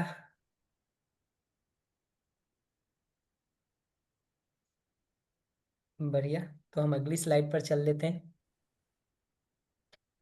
जो दीदी कह रही थी, पहला पॉइंट वही लिखा हुआ है कि सहज और सामान्य भाषा में अपनी बात को कहने का अभ्यास चाहिए, जिसका मतलब है अगले को भी हम कटघरे में खड़ा नहीं करते हैं, अपने को भी कटघरे में खड़ा नहीं करते हैं। हम तो अगले की बात करते हैं तो उसके फीलिंग और नीड की बात करते हैं, अपनी बात कहते हैं तो अपनी फीलिंग और नीड की बात कहते हैं, और घटनाओं को बता रहे होते हैं तो ऑब्जर्वेशन के फॉर्म में ही बताते हैं, न कि जजमेंट और निष्कर्ष मिला के बताते हैं। आवश्यकता की परस्पर सहमति बनने के बाद उपाय पर चर्चा करने की जरूरत है, न कि पहले। सभी जरूरतें नहीं भी पूरी हो पाती है ना, तब भी आप देखिएगा कि अगला व्यक्ति हमारे प्रयास को देख पाता है और ये पहचान पाता है कि हम उसकी जरूरत को पूरा करने का क्या काम कर रहे हैं, ध्यान रख रहे हैं। ये दिखाई देना शुरू होता है अगले को। अब निश्चित रूप से मैं फिर से ये बात पर हर बार ध्यान दिलाऊंगा कि अगला 10 साल से आहत है और आप सोचेंगे कि आज ही देखना शुरू कर दें, तो संभव नहीं है जी। कम से कम साल भर का समय तो मानिए, 10% टाइम तो लेगा ही। उसको भी आपके साथ संबंध दिखना शुरू होता है, जुड़ाव दिखना शुरू होता है, फिर वो आपकी जरूरतों को ध्यान रखने के लिए सोचता है, स्पेस देना शुरू करता है, तब तो जा करके वो थोड़ा खुलता है। उसके पहले कैसे समाधान निकलेगा? वही बात लिखी है कि दूसरे के साथ संबंध और जुड़ाव महसूस होने पे ये सारी चीजें सहजता से हो पाती हैं, हो पाती हैं। ये सारा प्रयास देखिएगा ना, तो एक विन विन सिचुएशन का प्रयास है, जिसका मतलब है कि आप भी, आपकी भी जरूरतें पूरी हो जाएं, हमारी भी जरूरतें पूरी हो जाएं। ये विन विन सिचुएशन है। मार्शल रोजेनबर्ग एक अच्छी बात कहते हैं अभी इसके बदले ज्यादातर समय हम एक दूसरे के साथ गेम खेलते रहते हैं, हु इज राइट, सही कौन है। और आप देखिएगा हम सारे तर्क को लगा करके ये प्रयास करने की कोशिश करते हैं कि मैं सही हूं, और अगला ये कोशिश करता है कि वो सही है, और ये चलता रहता है। मैं उसको आगे बढ़ा के देखता हूँ तो ये दिखाई देता है कि वो एक ऐसा गेम है, हु इज राइट का जो गेम है ना, कौन सही है का जो गेम है, वो एक ऐसा गेम है जिसमें दोनों घायल होके पस्त पड़े रहते हैं। तो इफेक्टिवली दोनों की हार होती है, हम दोनों ही अपना हाथ पैर तुड़वा के बैठे होते हैं। मेरी दृष्टि में पूरे संसार का एकमात्र गेम यही होगा जिसमें दोनों पक्ष की हार होती है। नहीं तो सामान्य जिंदगी में जो गेम चलते हैं उसमें कोई एक पक्ष तो जीत लेता है, लेकिन ये जो आर्ग्यूमेंट का गेम है ना, हु इज राइट का, उसमें तो ये दिखाई देता है कि दोनों पक्ष अपना हाथ पैर तुड़वा के बैठे होते हैं। तो ये जो स्ट्रेटजी ढूंढने का काम है ना, ये नीड को फुलफिल करने का, बेस्ट ऑप्टिमाइज ढंग में फुलफिल करने का तरीकों को ढूंढने का काम है। और एक तरीका नहीं काम करता है, दूसरा ढूंढते हैं, दूसरा नहीं काम करता है तो तीसरा ढूंढते हैं। ये समझने की जरूरत है कि तरीके बहुत सारे संभव हैं, और अगर सारे नीड अभी नहीं पूरे हो सकते हैं तो हम रीएसेस करते हैं कि भाई इसमें से क्या अभी हम कर सकते हैं, क्या छोड़ सकते हैं, कितना बहुत अर्जेंट है, कितने को अभी बाईपास किया जा सकता है। इसको कह रहा हूँ रीअसेसमेंट नीड का। अगर दूसरे को डिसएग्रीमेंट हो रहा है हमारी नीड से, तो हम अपनी नीड को भी रीअसेस करने का काम कर सकते हैं। अगर हमको एग्रीमेंट हो रहा है, डिसएग्रीमेंट हो रहा है अगले की नीड से, तो हम अगले को उसकी नीड को रीअसेस करने का, पुनर्मूल्यांकित करने का, पुनर्अवलोकित करने का काम करने का, रिक्वेस्ट करने का काम कर सकते हैं। और लास्टली बात मैं ये कहूंगा कि अगर हम पवित्रता के साथ, सही समझ के साथ और पवित्रता और आत्मीयता के साथ जीने का प्रयास करते हैं ना, तो एक रास्ता बंद भी होता है तो दूसरे कई सारे रास्ते खुल जाते हैं। जिसका मतलब है कि आप अगर हमारे साथ सम्मान और स्नेह से नहीं ही जीते हैं, आप हमको सही समझने जीने में नहीं ही सहयोग करते हैं, और मेरी तीव्रता अगर है, तो 10 अवसर मिल जाते हैं जहां लोग हमको सही समझने जीने में सहयोग करने के लिए प्रस्तुत होते हैं। 10 लोग मिल जाते हैं जो हमारे साथ सम्मान, स्नेह और आत्मीयता से जीने को तैयार ही रहते हैं। तो एक जगह से कोई चीज नहीं मिल रही है, इसका ये मतलब नहीं है कि संसार में सब जगह से उसका रास्ता बंद हो जाता है। इनफैक्ट सारे नीड को देखिएगा ना, तो हमसे एक चूक ये भी होती है कि हम इस जिद पर आ जाते हैं कि नीड पूरी हो, इसी विधि से हो, इसी आदमी से हो, इसी समय हो, इसी तरीके से हो। हमको ये समझना जरूरी है कि मूल मुद्दा हमारे लिए नीड का पूरा होना है। नीड का पूरा होना है। तरीके तो तरीके हैं, हम खुद भी परिस्थितियों के साथ उन तरीकों को बदल लेते हैं, बदल लेते हैं।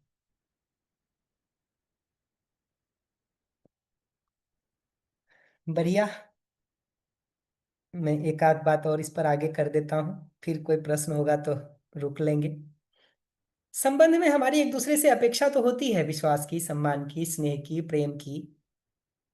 ऐसा नहीं है कि ये अपेक्षाएं नहीं होती हैं, लेकिन ये आग्रह कि अगला उसको पूरा करे ही, इसमें समस्या है। तो हमको अपेक्षा तो है आपसे सम्मान की और स्नेह की, लेकिन ये जिद नहीं है कि आप उसको पूरा करेंगे ही। आप नहीं पूरा करेंगे तो क्या करूंगा मैं 2 काम करूंगा। एक, अपने सम्मान की जरूरत को समझ से पूरा कर लूंगा, ताकि आप पर निर्भरता कम से कम होती चली जाए, वो रूट खोलूंगा, उसके लिए काम करूंगा। दूसरा, तब तक जो भी परेशानी अगर हमको होती है, तो उसको शिष्टता और सभ्यता के साथ अपनी नीड और फीलिंग को प्लेस करते हुए बताऊंगा। फॉर एग्जाम्पल, कल आपने हमसे ऊंची आवाज में बात करी, या कल आपने हमको ये बात कही, मैंने ऑब्जर्वेशन बताया, इससे मुझे पीड़ा हुई, क्योंकि मैं परस्परता में सम्मान की अपेक्षा रखता। ये बात मैं अगले को बताऊंगा अगर हमको पीड़ा हो रही है। तो नहीं पीड़ा हो रही है, तो फिर अब अगले को समझने में सहयोग करने की दृष्टि से बताने की जरूरत है। तो अगर मुझे अनुकूल परिस्थिति दिखेगा, अनुकूल अवसर दिखेगा, तो मैं उसको ध्यान दिलाने की जगह से ये बात कहूंगा कि हमको लगता है कि संबंध में तुम्हारे साथ अगर कोई अपमान पूर्वक जिएगा, तो तुमको अच्छा लगेगा कि बुरा लगेगा।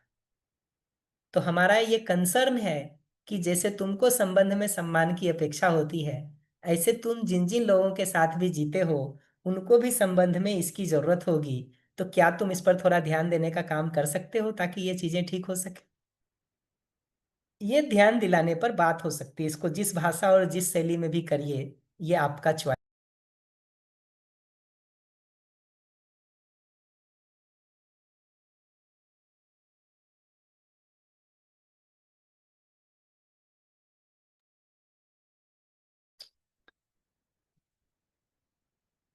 बढ़िया, बीच वाली बातें तो सब कर ही चुका हूं, मैं नीचे की बात को कर देता हूं।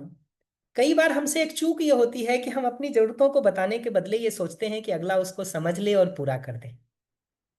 अच्छा है, कोई ऐसा हस्बैंड मिल जाए, कोई ऐसा वाइफ मिल जाए, कोई ऐसा भाई मिल जाए, बहन मिल जाए, पति मिल जाए, पत्नी मिल जाए, तो बहुत खुश होने की जरूरत है।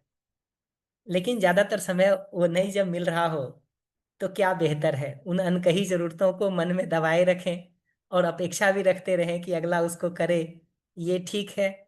या उस अनकही जरूरतों को शिष्टता और सभ्यता के साथ अगले को प्लेस कर दें, ये ज्यादा ठीक है? इसको समझिएगा, विचार करिएगा। हमारा निष्कर्ष तो यह है कि अनकही जरूरतों को समझना भी कठिन है और पूरा करना भी कठिन है, अनलेस कि हमारी ट्यूनिंग और फ्रीक्वेंसी बहुत अच्छी हो गई हो एक दूसरे के साथ। और उतनी अच्छी अगर हो ही जाती, तो समस्या की जगह ही नहीं होती जी। अगर समस्या की जगह आने लगी है तो हमको समझना चाहिए कि हमारी ट्यूनिंग और फ्रीक्वेंसी में कमी आ गई है।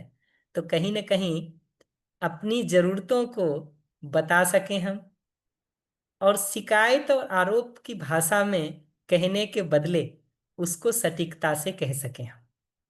क्योंकि अपनी आवश्यकता को अगर हम सटीकता से बताते नहीं हैं और सटीकता से रिक्वेस्ट की क्या हमको चाहिए, ये रिक्वेस्ट करने का काम अगर हम नहीं करते हैं, उसको शिकायत और आरोप की भाषा में कहते हैं, तो उसके पूरा होने की संभावना और कम हो जाती है। क्योंकि शिकायत और आरोप की भाषा को सुन करके ही वो टर्न ऑफ हो जाता है, उसको आगे सुनने का मन ही नहीं होता है, कुछ मन ही नहीं होता है। इतने पर बताइए, कोई भी बात करना हो तो कर दे, फिर हम आगे बढ़ेंगे।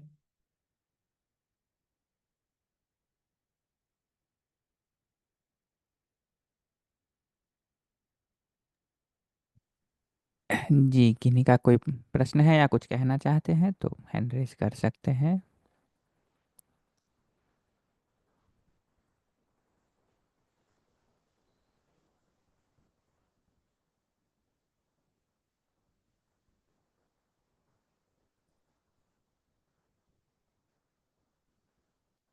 जी, अदिति दीदी कुछ कहना चाहते हैं आप? आपको माइक जी दिया है भैया। आपको। जी। भैया इसका एक क्रम पता चले जो मैं अभ्यास करूं, जैसे अभी तो जो जो घटना होती है उस हिसाब से मैं जो सटीक बैठता है, मतलब ये इतना सटीक आप स्टेप बाय स्टेप बोल रहे हैं, तो इसको अगर रोज प्रैक्टिस में लाना हो, जैसे मैं अभ्यास एक करती हूँ गणेश जी वाला, तो उस तरह एनवीसी को अगर प्रैक्टिस में लाना हो तो मैं क्या करूं? बढ़िया दीदी, इसको अगली मीटिंग में बताऊंगा। अभी के लिए होल्ड जी कर लेते जी। हैं। अभी के लिए तो जितना जितना पकड़ में आ रहा हो उतना करते जाएं। और अगर कोई एक बात हमको कहनी हो तो एकदम सिंपल काम करिए कि सुनते समय अगले की नीड को सुनिए, बाकी सारा फिल्टर कचरा हटा दीजिए। कहते समय अपनी नीड को कहिए, अपनी फीलिंग को साथ में कहिए, और जरूरत पड़े तो ऑब्जर्वेशन भी कहिए। बाकी सारा कचरा हटा दीजिए। इससे अतिरिक्त कुछ भी कह रहे हैं तो कचरा है। दो बात हुई।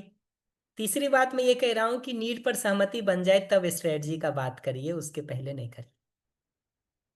चौथी बात मैं कह रहा हूं, स्ट्रेटजी अगले से पूछने से शुरू करिए, ना कि बताने से।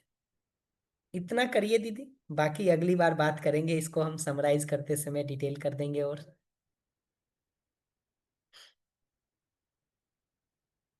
अगर हम सचमुच समाधान चाहते हैं ना, तो दूसरे को समझना महत्वपूर्ण है, ना कि समझाना। उसके साथ दीदी पूछ रही थी स्टेप्स क्या हैं, धीरे धीरे बहुत सारे स्टेप्स दिखने लगेंगे दीदी। दूसरे को समझना महत्वपूर्ण है। समझना का मतलब उसकी क्या मनोदशा है, उसकी क्या स्थिति है, उसकी क्या नीड है, उसकी क्या फीलिंग है, इसको पहचानना जरूरी है, ना कि उसको एजुकेट करना पहली जरूरत है। दूसरा है उसके साथ जुड़ाव महसूस करना।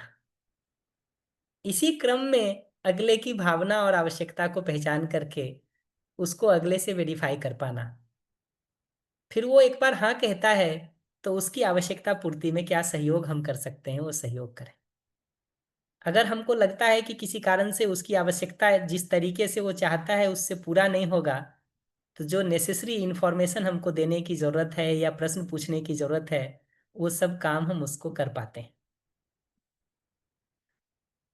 ये प्रक्रिया जब हम करते हैं ना, तो इस आधार पर अगले में भी हमारे प्रति जुड़ाव महसूस होना शुरू होता है। फिर वो हमको सहयोग करने की सोच पाता है।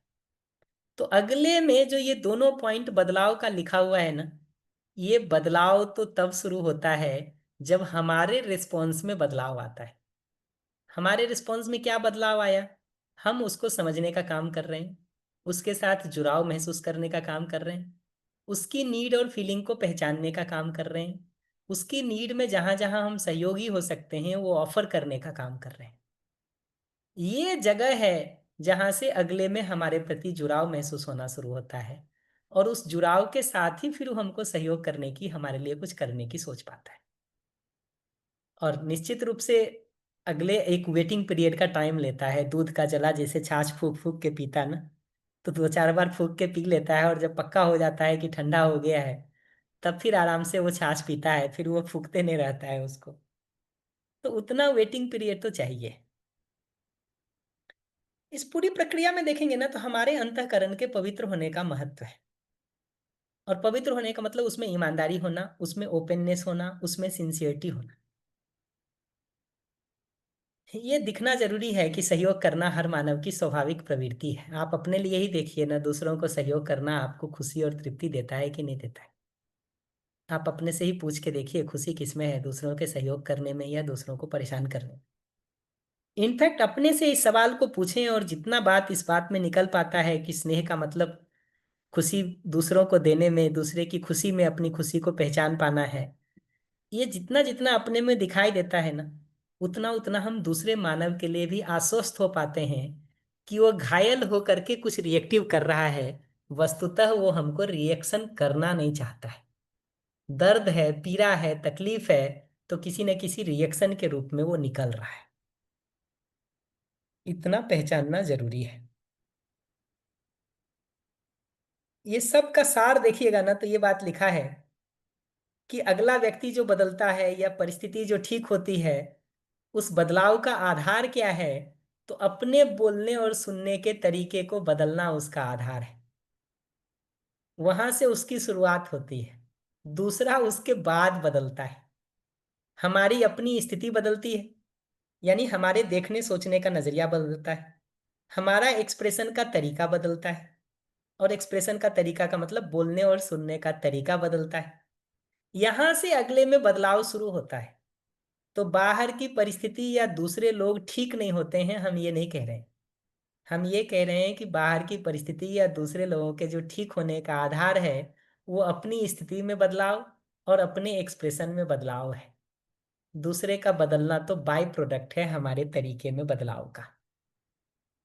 हम एक बार फिर से यहाँ रुक जा रहे हैं। कोई प्रश्न हो तो उसको हम रिस्पॉन्ड कर देंगे, फिर आगे बढ़ेंगे। पर कोर बात ये समझना जरूरी है कि दूसरे में अगर बदलाव नहीं हो रहा है ना, तो हमको पीछे लौट के देखना चाहिए। या तो हमारी स्थिति नहीं बदली है, या हमारे बोलने सुनने का तरीका नहीं बदला है, या अगले को एक वेटिंग पीरियड चाहिए अभी। ये तीन में से कोई एक बात होगी। या तो मेरा ही भाव ठीक नहीं हुआ है, या मेरा बोलने सुनने का तरीका ठीक नहीं है, या अगले को एक वेटिंग पीरियड चाहिए।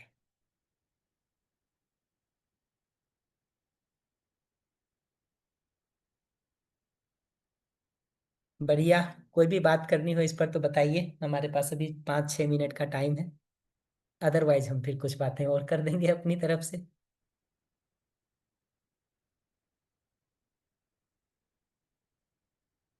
ठीक है, हम आगे बढ़ लेते हैं। ये भी एक अच्छी चीज है कि सारा जीवन विद्या करके हमको ये समझ में आ गया कि सम्मान स्वयं में सुनिश्चित करने की वस्तु है, समझदारी पूर्वक। तो अगला अगर हमारे पास शिकायत लेके आया कि श्याम तुम मेरा अपमान कर रहे हो, तो हम क्या करेंगे? हम अपनी तरफ से सम्मान सुनिश्चित करने का काम करेंगे, या उसको कहेंगे समझदार बनो और दूसरे से अप्रभावित रहो? ये पहचानना जरूरी है। अगर हमने ये कहना शुरू कर दिया है कि समझदार बनो और दूसरों से अप्रभावित रहो, तो हमको समझना चाहिए कि हम जीवन विद्या गलत समझ लिए। तुम मेरा ध्यान नहीं रखते हो, ये बात कोई हमको कहे, तो हम पहचानने की कोशिश करेंगे कि सचमुच हम अपने दायित्व कर्तव्य में कहाँ कहाँ ध्यान नहीं देते हैं, या अगले से ये कहेंगे कि तुमको बहुत ध्यान पाने की आदत लग गई है, अपना सुधार करो। तुम हमसे स्नेह नहीं करते हो, ऐसा कोई हमको कहे, तो कहाँ उसको स्नेह का अभाव महसूस हो रहा है, उसको पहचानने का काम करेंगे। और अगर सचमुच कहीं कमी है तो उसको सुनिश्चित करने का काम करेंगे, या उसको एजुकेट करेंगे ये पूछ के कि स्नेह पाने की वस्तु है कि देने की? तुम स्नेह हमको देने का काम पे प्रधानता से फोकस करोगे कि हमसे मांगने पे? ऐसा सवाल अगर पूछना शुरू कर दिए हैं, तो आपको ये समझना जरूरी है कि ये एजुकेट करने की प्रक्रिया नहीं है। ये तो भूखे को प्रवचन देने की बात है कि जो बेचारा अभी इम्पैथी ढूंढ रहा है किसी से, जो सम्मान और स्नेह ढूंढ रहा है अभी किसी से, उसको हम कह रहे हैं कि तुम ये सबसे ऊपर उठो और दूसरों को देने की सोचो। भाई पेट भरे तब तो दे वो। उसका पेट भरने का कुछ काम कर सकते हैं तो वो कर दीजिए। अगर कहिएगा पेट भरने के लिए कि जाके जीवन विद्या का शिविर कर लो, तो इस स्थिति में भी तो हो कि जाके कर सके, और आपके साथ इतना संबंध और आत्मीयता तो महसूस करे कि आपकी बात सुन के चले जाए। कम से कम उतना इम्पैथी और स्नेह देने का काम तो कर ले। उसी को नीचे लिखा हुआ है कि तुम मेरे साथ गलत या अन्याय कर रहे हो, ऐसा कोई मुझे कहे कि श्याम तुम मेरे साथ गलती कर रहे हो, अन्याय कर रहे हो, तो हम उसकी बात को सुन के पहचानने और ठीक करने का काम करेंगे, या उसको कहेंगे कि तुम दूसरों की गलतियों से अप्रभावित रहना सीखो, क्योंकि ये तुम्हारी अयोग्यता है कि तुम दूसरे की गलती से प्रभावित हो जाते हो। एक बार मैं फिर से रोक लेता हूँ यहाँ, कोई कमेंट हो तो बता दीजिए, फिर हम आगे बढ़ेंगे। ये आइडिया समझ में आया जो कह रहा हूँ मैं?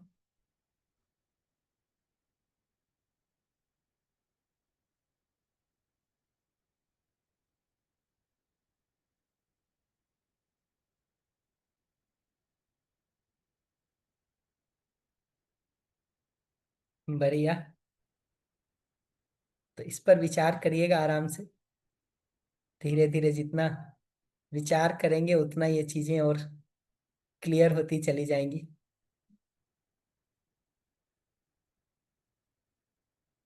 बढ़िया, मैं इस पर आगे नहीं आता हूँ कि संवाद कहाँ कहाँ और कैसे कैसे रुक जाता है।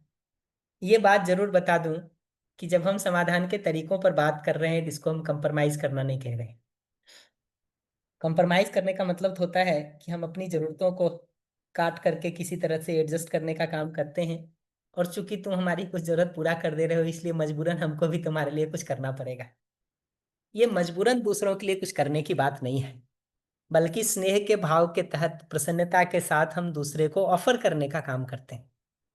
और धीरे धीरे इसमें जितनी हमारी गति होती है ना, उतना उतना दूसरा जब हमको कुछ ऑफर भी कर रहा होता है ना, हम बहुत बोल्डली उसको कह पाते हैं कि प्रसन्नता के साथ उसको कर पा रहे हो, और करने में खुशी मिले तो करो, नहीं मिले तो नहीं करो तो अच्छा है, क्योंकि तुम बोझ और दबाव से करोगे तो एक तो तुमको खुशी नहीं मिलेगी, दूसरा उसका रिएक्शन तुम्हारे अंदर जमा होता रहेगा, तो आज नहीं तो कल वो किसी न किसी फॉर्म में निकलेगा। तो तुमको करने में खुशी नहीं होगी, इसलिए तुम पीड़ित रहोगे, और उसका रिएक्शन बाहर किसी न किसी फॉर्म में निकलेगा, तो हमको भी पीड़ा होगी।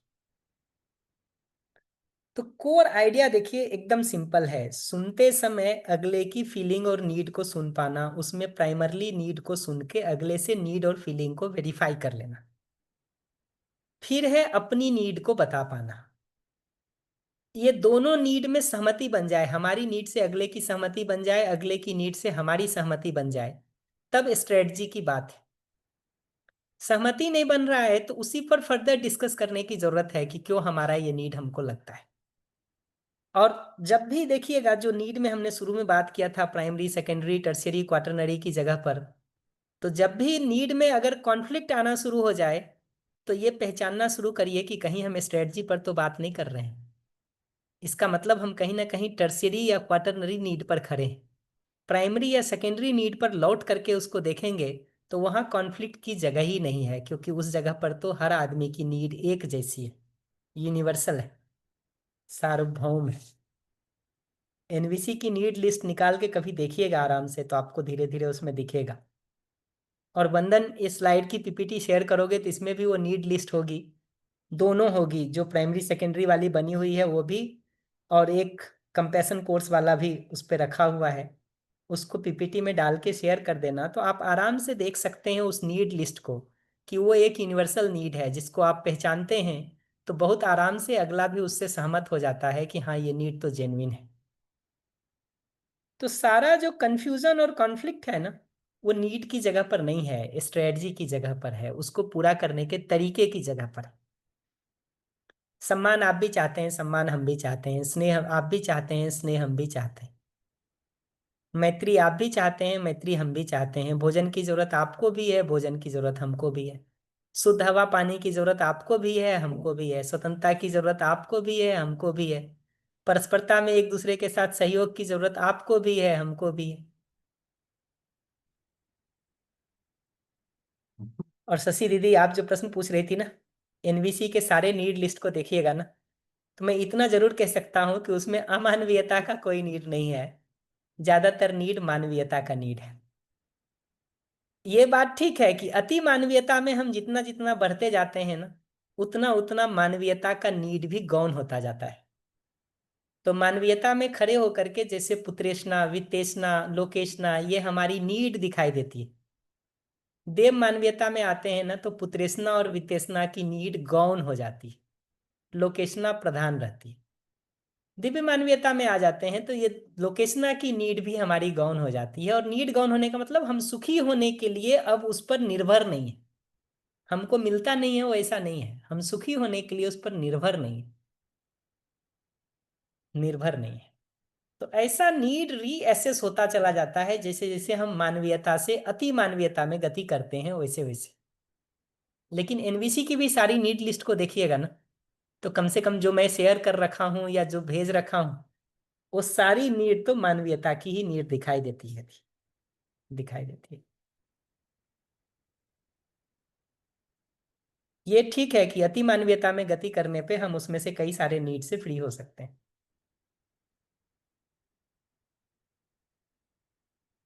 बढ़िया, कोई इमीडिएट प्रश्न हो तो उस पर बात कर सकते हैं, अन्यथा हम आज के लिए क्लोज कर सकते हैं। अगली बार हम मिलेंगे तो हम सोचते हैं इसका एक समरी कर दें, कैसे अप्लाई करेंगे उस पर कुछ बात कर दें। आपका कोई प्रश्न हो तो उसको हम पहले रिस्पॉन्ड कर देना चाहेंगे अगली बार, और करके मैं नेक्स्ट मीटिंग में इसको क्लोज करना चाहता हूँ। आगे फिर अभ्यास पर थोड़ी और बारीकी से मैं बात करना चाहता हूँ कि अभ्यास को अपनी जिंदगी में कैसे और सटीकता से हम उतार सकते हैं। उसमें भी मुख्य रूप से चिंतनाभ्यास को और व्यवहाराभ्यास को थोड़ी बात में कर दूंगा, अभ्यास दर्शन को कोर में रख करके। कोई इमीडिएट कमेंट हो, प्रश्न हो तो बात कर सकते हैं, अन्यथा हम मीटिंग को क्लोज कर सकते हैं। जी भैया, जी किन्हीं का कोई कमेंट या क्वेश्चन है तो हैंड रेज कर सकते हैं।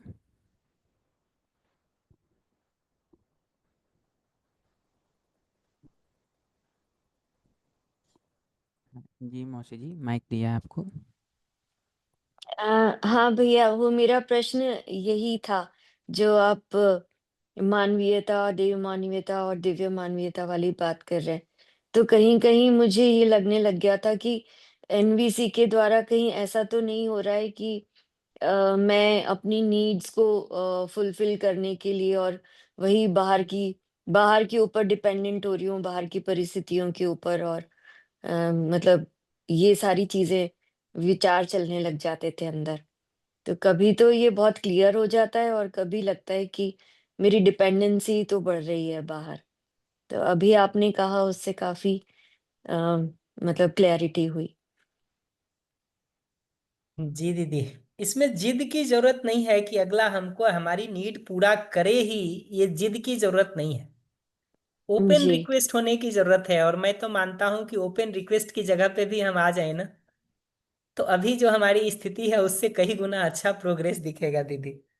जी, और मुझे लगता है भैया कि जब इसकी जो पहली नीड है ना, ऑब्जर्वेशन ओएफएनआर वाली, उससे पहले जो वो कनेक्ट होने वाला जो बात है, तो मुझे लगता है कि वो वहां से अगर शुरू होता है तो फिर वो जिद वाली बात नहीं रहती है, वो वास्तव में एक प्रस्ताव रूप में ही जाता है, एक रिक्वेस्ट रूप में ही जाता है, ठीक बजाय बात। डिमांड के। और रिक्वेस्ट रूप में सुविधा यह है कि अगला के पास ना बोलने का चॉइस है ना। और हमारे पास सुनने का भी। बिल्कुल बिल्कुल। जी भैया। बिल्कुल बढ़िया। जी, थैंक यू भैया।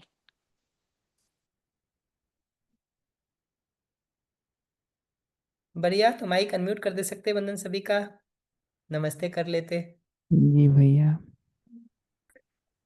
सभी को धन्यवाद, नमस्ते। अभी तो सम्मेलन में हूँ, अगली बार मिलेंगे हम गुजरात से 5 को। बिल्कुल, नमस्ते हम भी भैया। सम्मेलन कर रहे हैं भैया। सबको नमस्ते। नमस्ते। नमस्ते नमस्ते नमस्ते सभी को। नमस्ते। सभी को नमस्ते। नमस्ते सभी